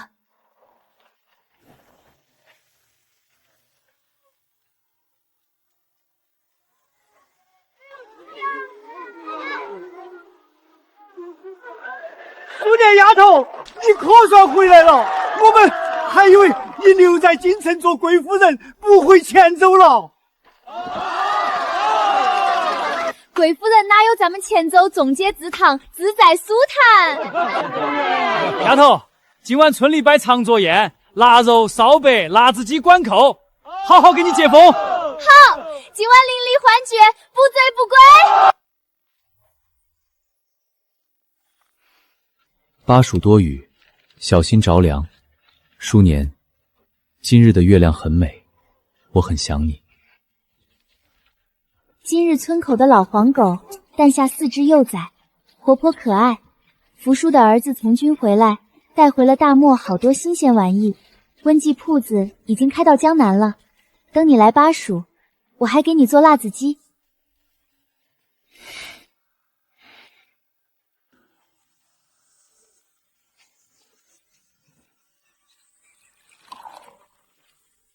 东宫那边荔枝送得也太崇快了，这半个月都跑第4趟，驿站送信的差人都把你无门认熟了。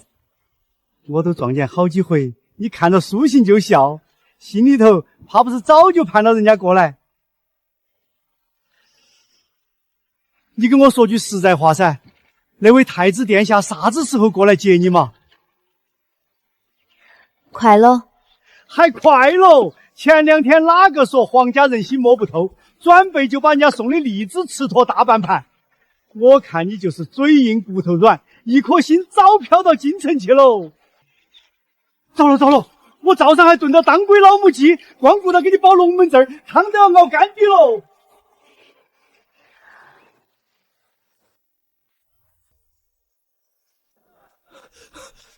温姑娘，出大事了！稳当些，天塌不下来。京里出事了，皇上不行了，800里加急消息，县衙全传开了。该来的总会来。原著仙湖本就2年驾崩，剧情虽偏移，大事没变。慌什么？皇上病重，自有太子监国，朝局乱不了。好。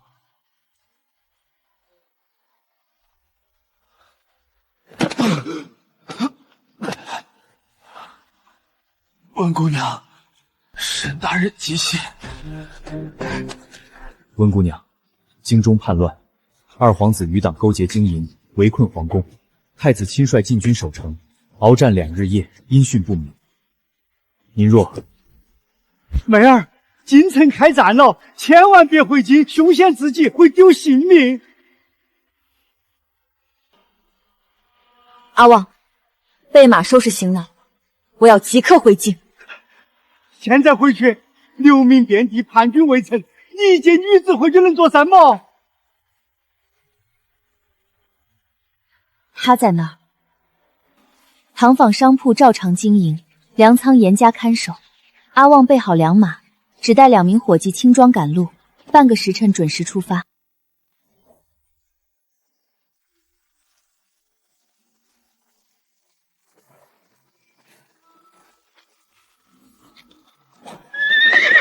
小子，你一定守得住皇城，等我。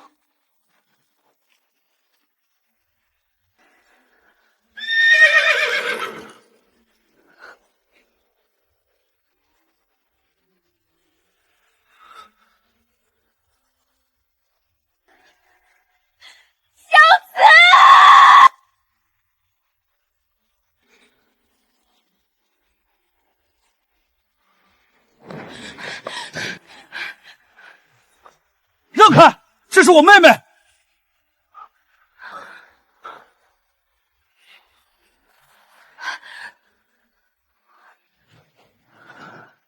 淑年，我做到了。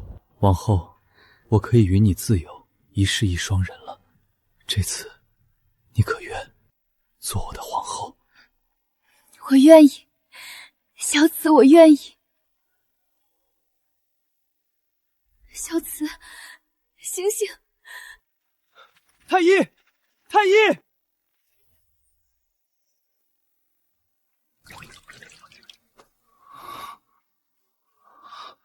淑年，别走！我不走。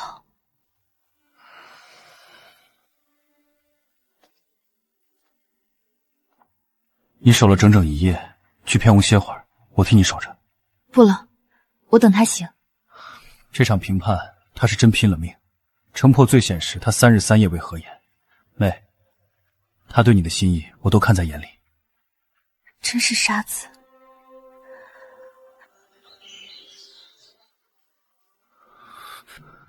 你真的还在？我在。太医说你失血过重，少说话，先润润嗓子。城楼之上，你说的愿意，还作数吗？我此生只有你一位皇后，江山为嫔，绝不相负。作数，那日说的，全作数。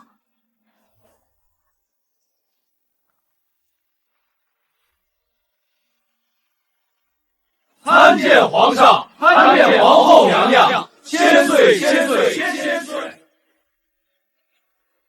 陛下有旨，皇后温氏聪慧卓绝，济世利民，特恩准皇后参与朝政，凡农商、赋税、民生诸事，皆可谏言献策，参议处置。陛下，后宫不得干政，乃是百年祖宗规矩，万万不可破例。规矩皆是人定，皇后推广藩属，救活百万流民，有救世之功。她的才干与格局胜过在座多数朝臣，能者居之，何必拘泥男女之别？若有人能1年内令国库充盈3倍，朕同样许其与朕平起平坐。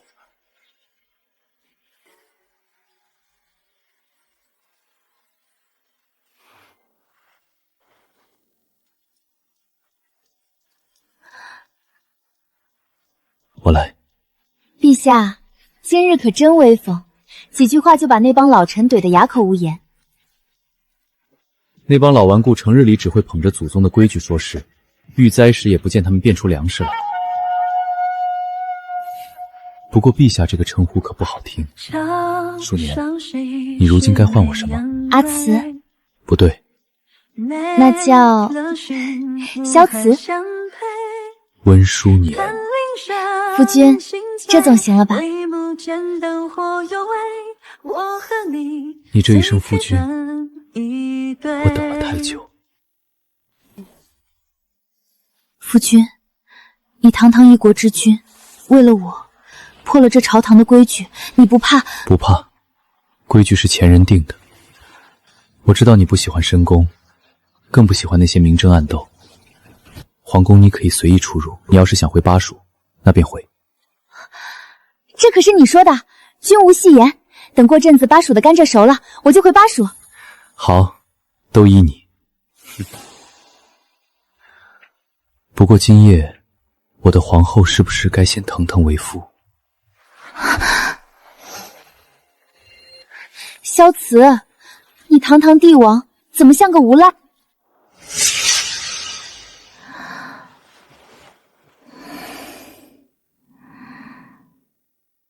夫君，皇后娘娘，您可算醒了。太后派人来传话，问您何时去请安。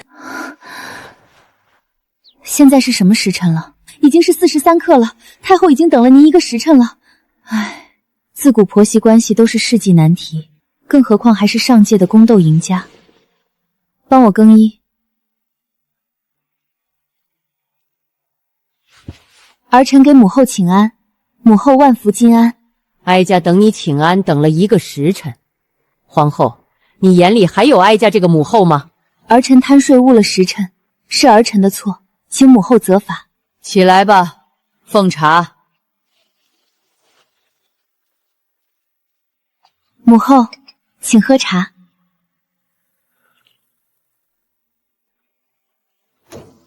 哀家知道你本事大，但后宫空斥，皇帝只娶你1人。这事哀家不允。你可知这朝堂多复杂？你哥虽然平叛有功，但你家族的力量根本无法制衡定远侯手里的兵权。慈儿想要稳住江山，就得那能够帮他平衡江山的人。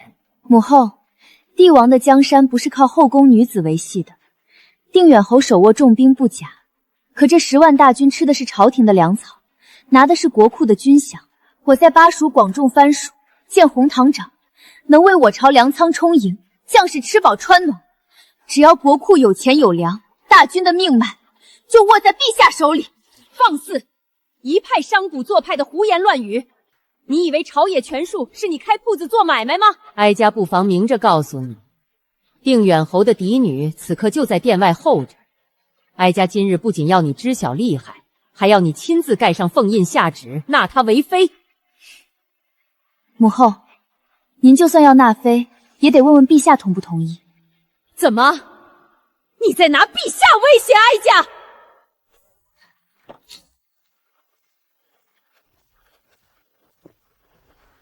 朕的皇后威胁母后什么呢？母后不说，那皇后说。母后刚刚在与我商讨给你纳妃的事。这事儿没得商议，朕不纳妃，朕的后宫只会有皇后一人。皇帝，你糊涂！定远侯手握重兵，殿外候着的正是他的嫡女，你不纳他，如何稳军心？安抚，朕是天下之主，不是卖身求荣的戏子。若连自己的皇后都护不住，这皇位朕坐着有何用？母后不必操心定远侯了，儿臣已派人彻查定远侯，这位置也该换人坐了。母后累了，需要好生歇息。若是母后不喜欢朕的皇后，那往后还是少见面得好。治安也不必请了。淑年，咱们走。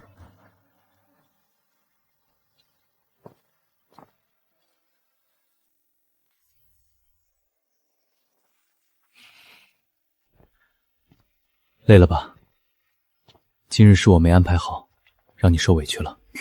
没事，不过我可听说了，那位定远侯嫡女是京城第一才女，长得倾国倾城。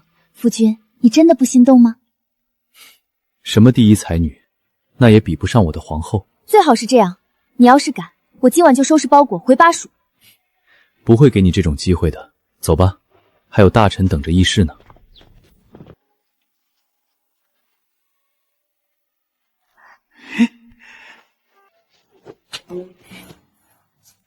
看到没？我妹来了。你们都说说，此次沧州的难民如何救？陛下，沧州水患严重，臣以为当务之急是发下安民榜文，劝灾民各自投亲靠友，再让当地富商捐个千百两银子施粥，熬过这几个月便好。放屁！西周能顶什么用？照我说，先把那帮趁机查贪官，银子不就有了？你一个武官懂什么？四肢发达，头脑简单。水患乃天灾，查官就能退水吗？这沧州的洪水，你们又想如何治？陛下，微臣以为，如今国库空虚，不如向州县加收治水税，再强征灾民无偿服疗业，修筑堤坝。若有不从者，以军法处置，方能彰显朝廷威严。人家连家都没了，你还要加税，还要逼着灾民免费干苦力。你个手无缚鸡之力的老匹夫，心怎么比锅底还黑？你，陛下，皇后娘娘，你看温诸位这粗鄙之态。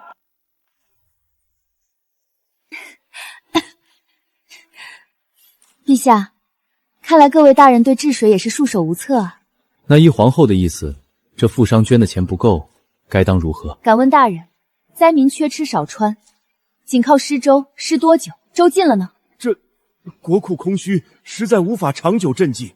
既然知道授人以鱼，不如授人以渔。本宫提议以工代赈。南方水患过后，必有大片淤泥荒地，正好适合种番薯。灾民出力修缮堤坝，开垦荒地。我的红糖坊和温记商行出资发粮食、发工钱。好，我妹说的对，不愧是我妹。等番薯丰收，灾民不仅有了口粮，还能将多余的卖给商行，既不掏空国库，又安了民心。大人，这账你算得明白吗？好一个以工代赈！传旨，治皇一事全由皇后调度，温彦行领兵协助，谁敢阻拦，按抗旨论处。诸位爱卿若没别的事，就回去好好闭门反省。妹啊，你可算把这帮老顽固收拾了。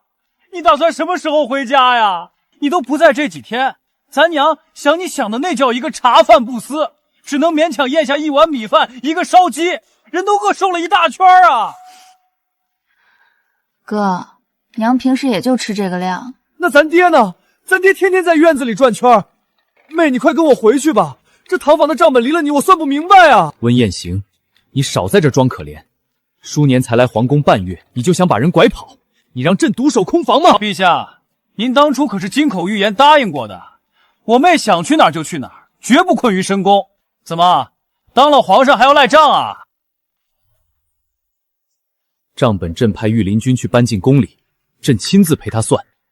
总而言之，人你今天带不走。不行，我娘说了，今天必须把我妹带回家。朕御膳房的辣子鸡更好吃。行了行了，都别吵了。明日我与他一起回温家，顺便把红糖铺的账盘一盘，行了吧？得嘞，我这就回去让娘多备2只烧鸡。臣告退。温彦行，你给朕等着！温彦行仗着有你撑腰，如今连朕都敢吼了，才大婚就变着法来御书房抢人。你堂堂一国之君，还跟我哥一般见识。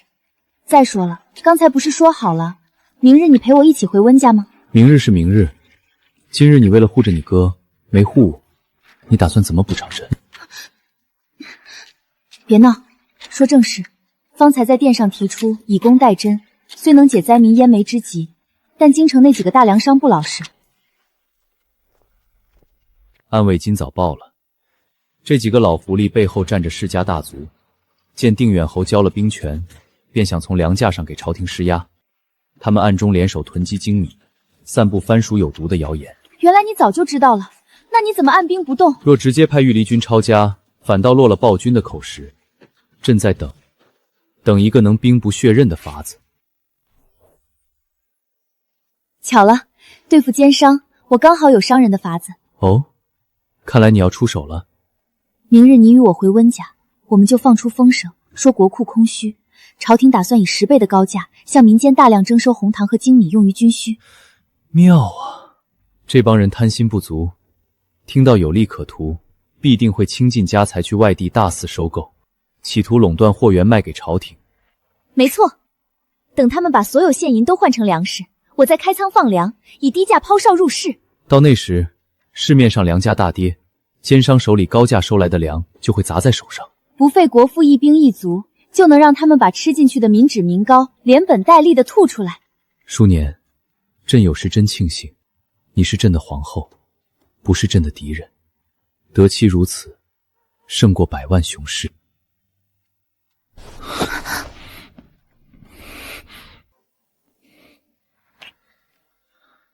正事谈完了，现在该谈谈我们的补偿了。萧慈，你属狗的吗？你让我顶着这个怎么见人？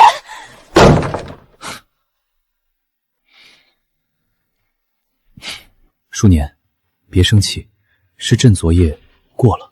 闭嘴！今日我不回去了。别啊，淑年，你若不去，岳父岳母怕是以为我欺负了。乖，我命人拿上好的玉露膏来，保证一点都看不出。还不快去拿！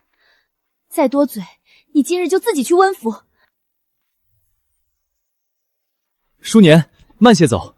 怎么，陛下若是不愿提，大可让宫里的太监们代劳，咱们这就回宫。别，给岳父岳母的礼，自然得朕亲自提才有诚意。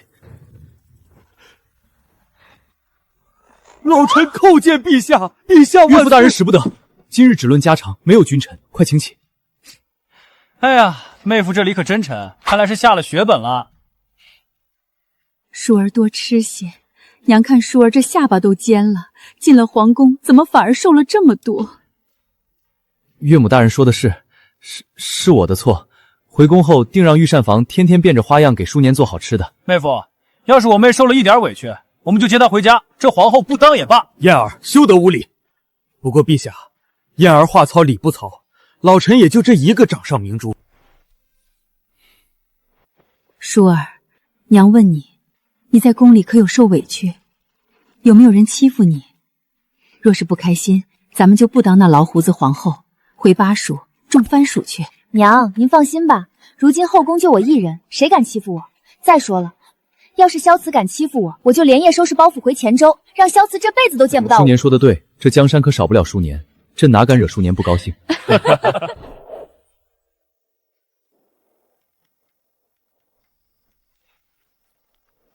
妹夫，当初你就是靠这一筐筐荔枝，把我这精明的妹妹给骗进宫的吧？温彦行，你把我说的像几筐果子就能拐走的傻子。这可真冤枉朕，朕为了追她，可是费了不少心思。这天下女子想要的皇后之位，唯独她不喜欢。如果不是平乱受伤，她肯定不答应的当这皇后了。那是，也不看看是谁的妹妹，我妹可是名震巴蜀的女首富，稀罕你那破皇宫？你这臭小子，成天没个正形。就你这般不解风情，以后若是有了心仪的姑娘可怎么办？恐怕你都追不上。你爹说的对，你多学学陛下，上点心吧。爹娘，你们怎能长他人志气，灭自己威风？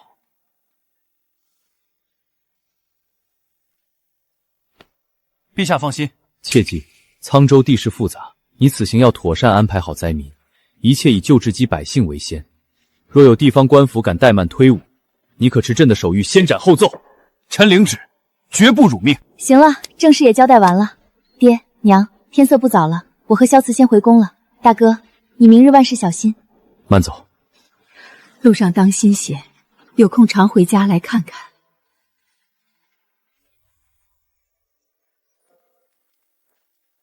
太后驾到！奴婢参见太后娘娘。太后娘娘千岁千岁千千岁。为何皇后还不出来迎接哀家？这凤仪殿难道连最起码的规矩都没有了吗？禀太后娘娘，皇后娘娘她不在殿内。不在？大半夜的不在寝殿安息，她去了何处？禀太后，皇后娘娘与陛下出宫了。荒唐！她私自出宫，还带着陛下，这要是遇上刺客，陛下有什么闪失，她担待得起吗？太后息怒，当心身体啊！哀家怎么息怒？今日哀家就在这凤仪殿坐着等，倒要看看温淑年要如何给哀家一个交代。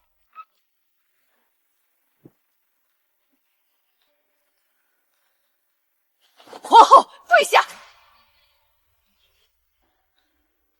身为中宫，不思劝谏，竟敢带皇帝私自出宫，这宫中的规矩，今晚我必须教教你。嬷嬷，去给我掌他的嘴，让他长长记性。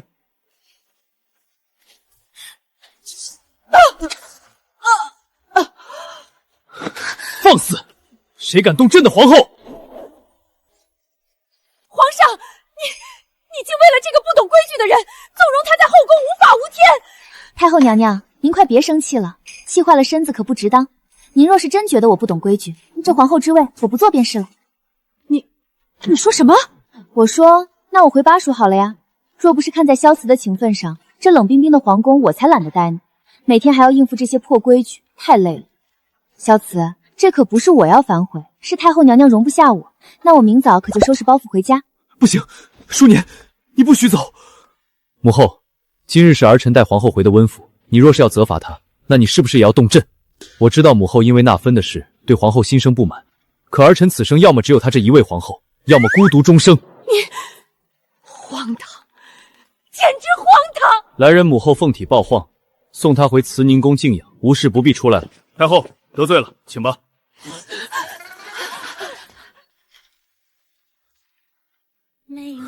答应我，不要离开我，好不好？傻瓜，我说不做皇后了，又没说不要你。那你以后都不准再说这种话吓我。好，我答应你。你老实回答，你是不是与母后不和？淑年，我从小只是母后争宠的工具，为了让父皇来看她，他不惜让我大冬日里去泡冷水。为了扳倒其他有孕的宫妃，他曾在我的饮食中下毒药，让我痛得呕血。在他眼里，母子亲情没有皇权重要。我若没有坐上这皇位，对他而言就是随时可弃的棋子。萧慈，以后我保护你。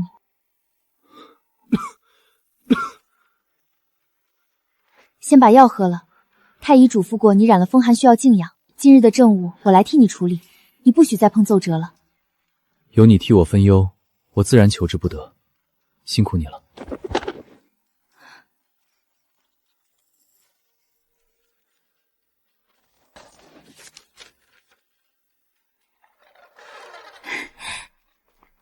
事成了。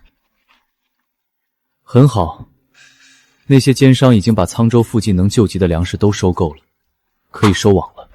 如今沧州附近的粮食价已经彻底恢复正常了，只是不知道哥现在怎么样。放心吧，他那边一切顺利。他传信说沧州受损的堤坝也快修好了，开春的汛期便不足为惧了。边关来急报，北漠王子正率领使团朝京城赶来，打着求和的旗号。北漠王子，我朝刚平了洪水和内乱，他这时机掐得可真准。黄鼠狼给鸡拜年，没安好心吧？不错，北漠向来狼子野心，这次出使定是想探一探大萧的虚实。这宫宴不仅要办，还要办得盛大，绝不能让北漠人看清了大萧。既然他敢来，咱们就敢接；若是他敢动什么歪心思，定让他有来无回。参见大萧皇帝陛下、皇后娘娘。听闻陛下与皇后情深，此次我代表北漠，特意为二位献上一对同心佩，祝帝后福寿绵长。北漠王有心了。我在北漠时，听闻皇后娘娘的威名，娘娘向全国推广番薯，开办红糖坊，让无数百姓吃上了饭。今日一见，娘娘果真不凡。过虑了，本宫不过是尽了些绵薄之力。这天下太平，仰仗的是陛下免除瞌睡的治国之策，与前线将士的浴血奋战。北漠若对农耕之术感兴趣，两国互市之时，大可交流一二。娘娘胸襟，我佩服。王子此次不远万里来大萧，除了进献贺礼，应该还有其他的目的。陛下圣明，父王听闻陛下治国理政有方，短短几个月，令大萧国库充，百姓安居，父王心生敬畏。此次派我前来，便是想亲眼一睹这盛世的风采，更盼能与大萧签下百年修好之。百年修好，想大萧与北漠在边境少说也打了30年的仗，无数将士埋骨黄沙，没想到有朝一日竟也能在这金銮殿上心平气和地谈论结盟之事。刀割相将，百姓遭殃。如今陛下治下繁荣，北漠心服口服，愿止戈修好。若北漠真心修好，不再侵扰边境，孤定让两国百姓共享太平。来人，传孤旨意，北漠王子远道而来，已在太极殿备下国宴，王子请入席吧。多谢陛下。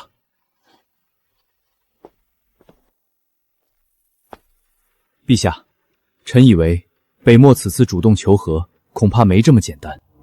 哦，沈清何出此言？北漠人生性贪婪，骨子里皆是狼性。如今虽称仰冒我朝繁华，但臣接到边关密报，北漠近月遭遇百年不遇的寒灾，牛羊死伤大半。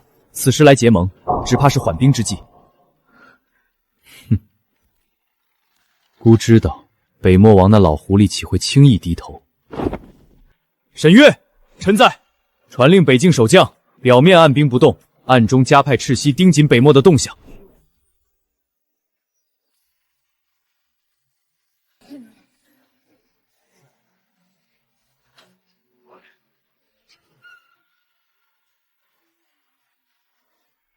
你可以尝尝这道辣子鸡，这是本宫在巴蜀时钻研的吃法，特意命御膳房做的。过瘾！娘娘不仅懂农耕，这厨艺也如此精通。不知你们北漠有什么美食？若有机会，本宫倒也想见识一番。哈哈哈哈！我北漠大口吃肉，大碗喝酒，最有名的便是烤全羊。下次陛下与娘娘若有机会来我北漠，我定当亲自宰羊，拿出最好的酒招待二位。好，那朕与皇后便记下王子这顿烤全羊了。请，王子远道而来，光饮酒品菜未免单调，不知王子可听过我朝的投壶之戏？不如微臣陪王子玩上几局，助助兴。略有耳闻，听说极考眼力。不过这投壶若是没有彩头，岂不是太没意思了？王子远道而来是客，这彩头不如由王子来选。我看他就不错。若我赢了，便将这大萧的娇美宫女赏给我，带回北漠做个内奴，如何？娘娘救命！奴婢不想去北漠，娘娘救命！不过是个奴婢，王子既然看上了，那便……慢着！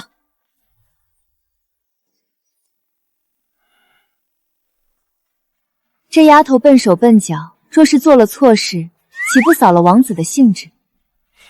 既然是两国比试，拿个粗笨奴婢做彩头，这跌了我朝的待客之道。那娘娘觉得何物才配得上这彩头？陛下，你觉得呢？番薯，你赢了，我们便教你这番薯的种法。王子若赢了，我便教你。若是沈大人赢了，也不用王子出什么彩头，只需王子再干3大碗烈酒，如何？哈哈哈哈！娘娘果真爽快。好，就依娘娘所言，这投壶我比了。哈哈哈哈哈！上工具。陛下，沈大人能赢吗？沈月从小到大靠着这投壶技术，都不知道赢了多少珍宝了。你且安心看着吧。北茂王子中4旗，沈大人中5次，冠尔2重。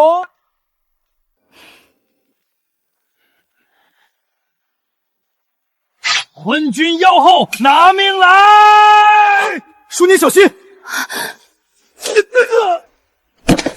有刺客！护驾！快跑！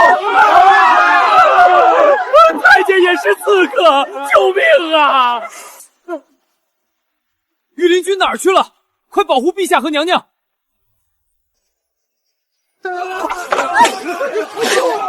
哈哈哈！大萧的国宴真是刺激，痛快！御林军在此，拿下所有刺客，保护陛下！来人！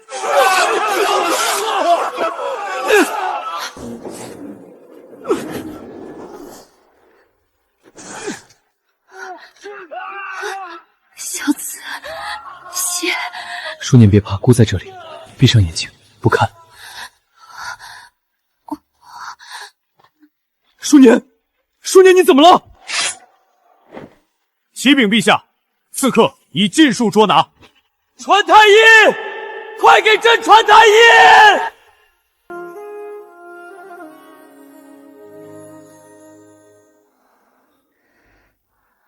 太医，皇后到底如何了？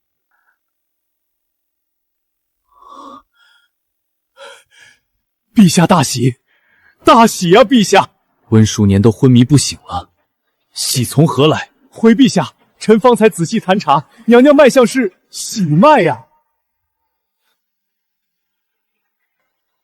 你说什么？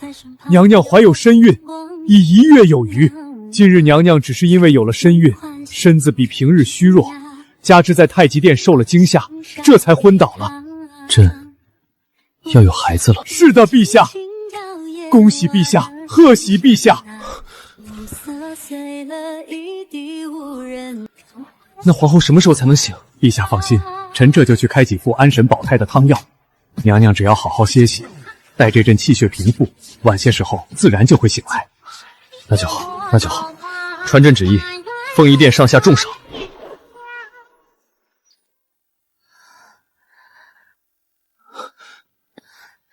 萧慈，外面情况如何了？刺客审出幕后主手了吗？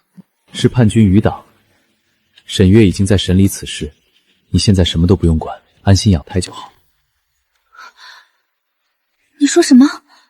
我说，让你好好养胎。我怀孕了。是，太医诊了脉，已经1月有余。淑年，我们要有孩子了，我要做父亲了。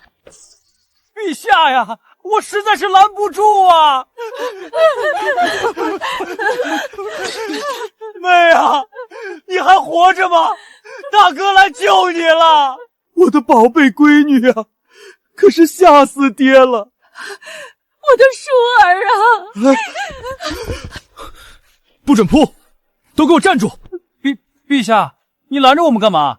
我看看我亲妹妹不行啊？看可以。淑年如今有了身孕，你们这般毛手毛脚，若是伤着腹中的孩子怎么办？怀了！老天保佑，我要当外公了！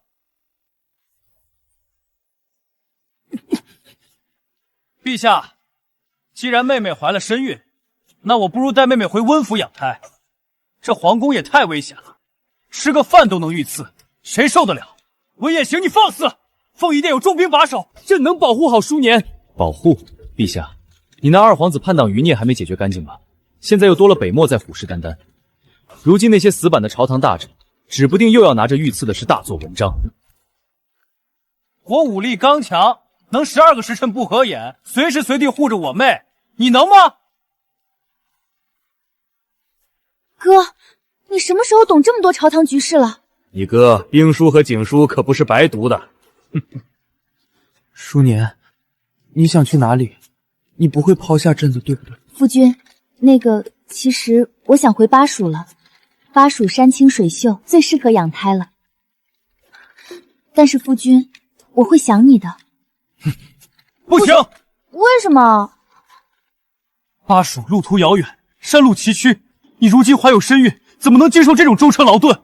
对，这事儿我站陛下，绝对不行。行吧，那我回温府总行了吧？行吧。娘，我今晚想吃红烧排骨、爆炒肥肠，还有辣子鸡和水煮肉片。太医特意吩咐了，舒年受了惊吓，如今饮食必须清淡健康。他的膳食只能是清粥小菜、老母鸡汤，不能重口味。萧慈，你还不如让我去和刺客打一架呢。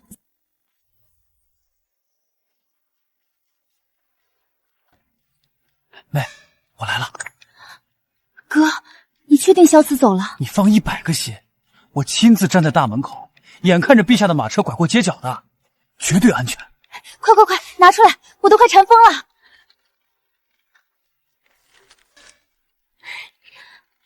香啊，还是哥好。我这10天被萧慈逼着天天吃炖的大鱼大肉、清汤寡水，我吃的都要吐了。现在知道哥多好了吧？对了妹，你明日可得跟萧慈说说，别往温府送东西了。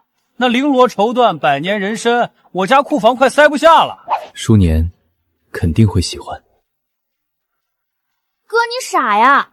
那些可都是真金白银，你不要我要。万一以后我这皇后不当了，跑路回巴蜀，我温府也是富甲一方啊，下半辈子躺着吃辣子鸡。好啊，不仅偷吃，还天天盘算着跑路不当皇后。你这皇后当的不是挺自在的吗？陛下天天往咱们家跑，朝政都快搬到温家书房了。你是不知道，朝堂上那些大臣个个都有800个心眼子，天天算计这个算计那个，还是在巴蜀经营我的铺子自在啊，不用端着架子。不过看着大萧如今风调雨顺，百姓安居乐业，又觉得这一切都值了。夫君，那个妹夫啊，想起来我还有一份奏折没写，军情紧急，刻不容缓，我就不打扰你夫妻2人叙旧了。哥，你别丢下我啊！不想当皇后，想偷跑回巴蜀。怎么会呢？这里这么好，夫君这么帅，我怎么会偷跑呢？夫君听错了吧？哦，听错了。那你这盘辣子鸡怎么解释？太医嘱咐的清淡饮食，你是一句都没听进去啊？夫君，这你可就冤枉我了，真的不是我想吃它，是他勾引我。我以前怎么没发现你这么能狡辩？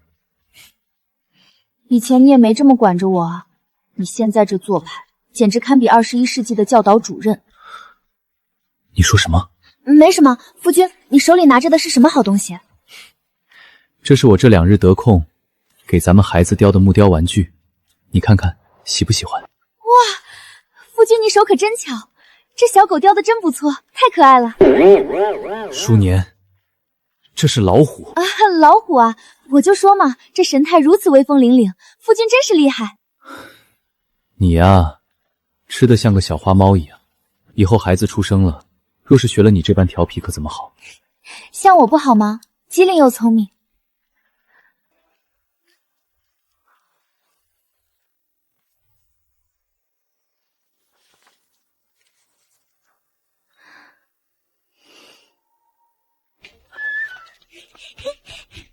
娘，爹带荔枝回来啦！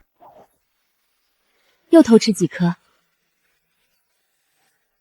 ？5颗？6颗，我只伸了5根食指。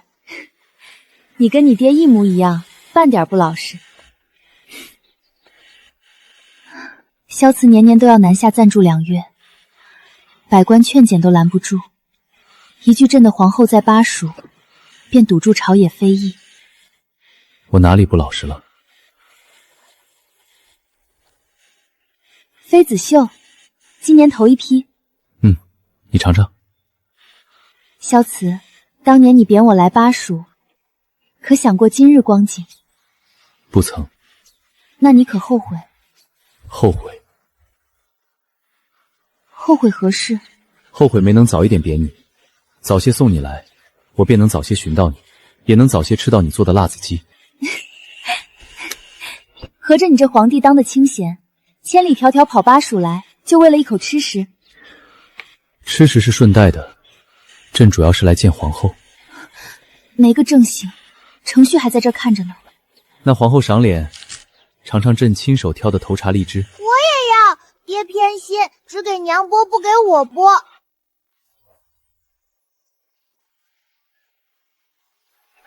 哥哥太坏，我不想练了。不行，爹叮嘱过，皇子不可懈怠习武。我不愿做皇子，我想去工坊治糖。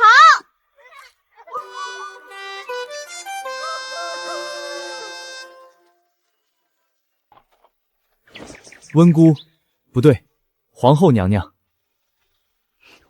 照旧叫我温姑娘便可。皇后的称呼太过生分，平白显老。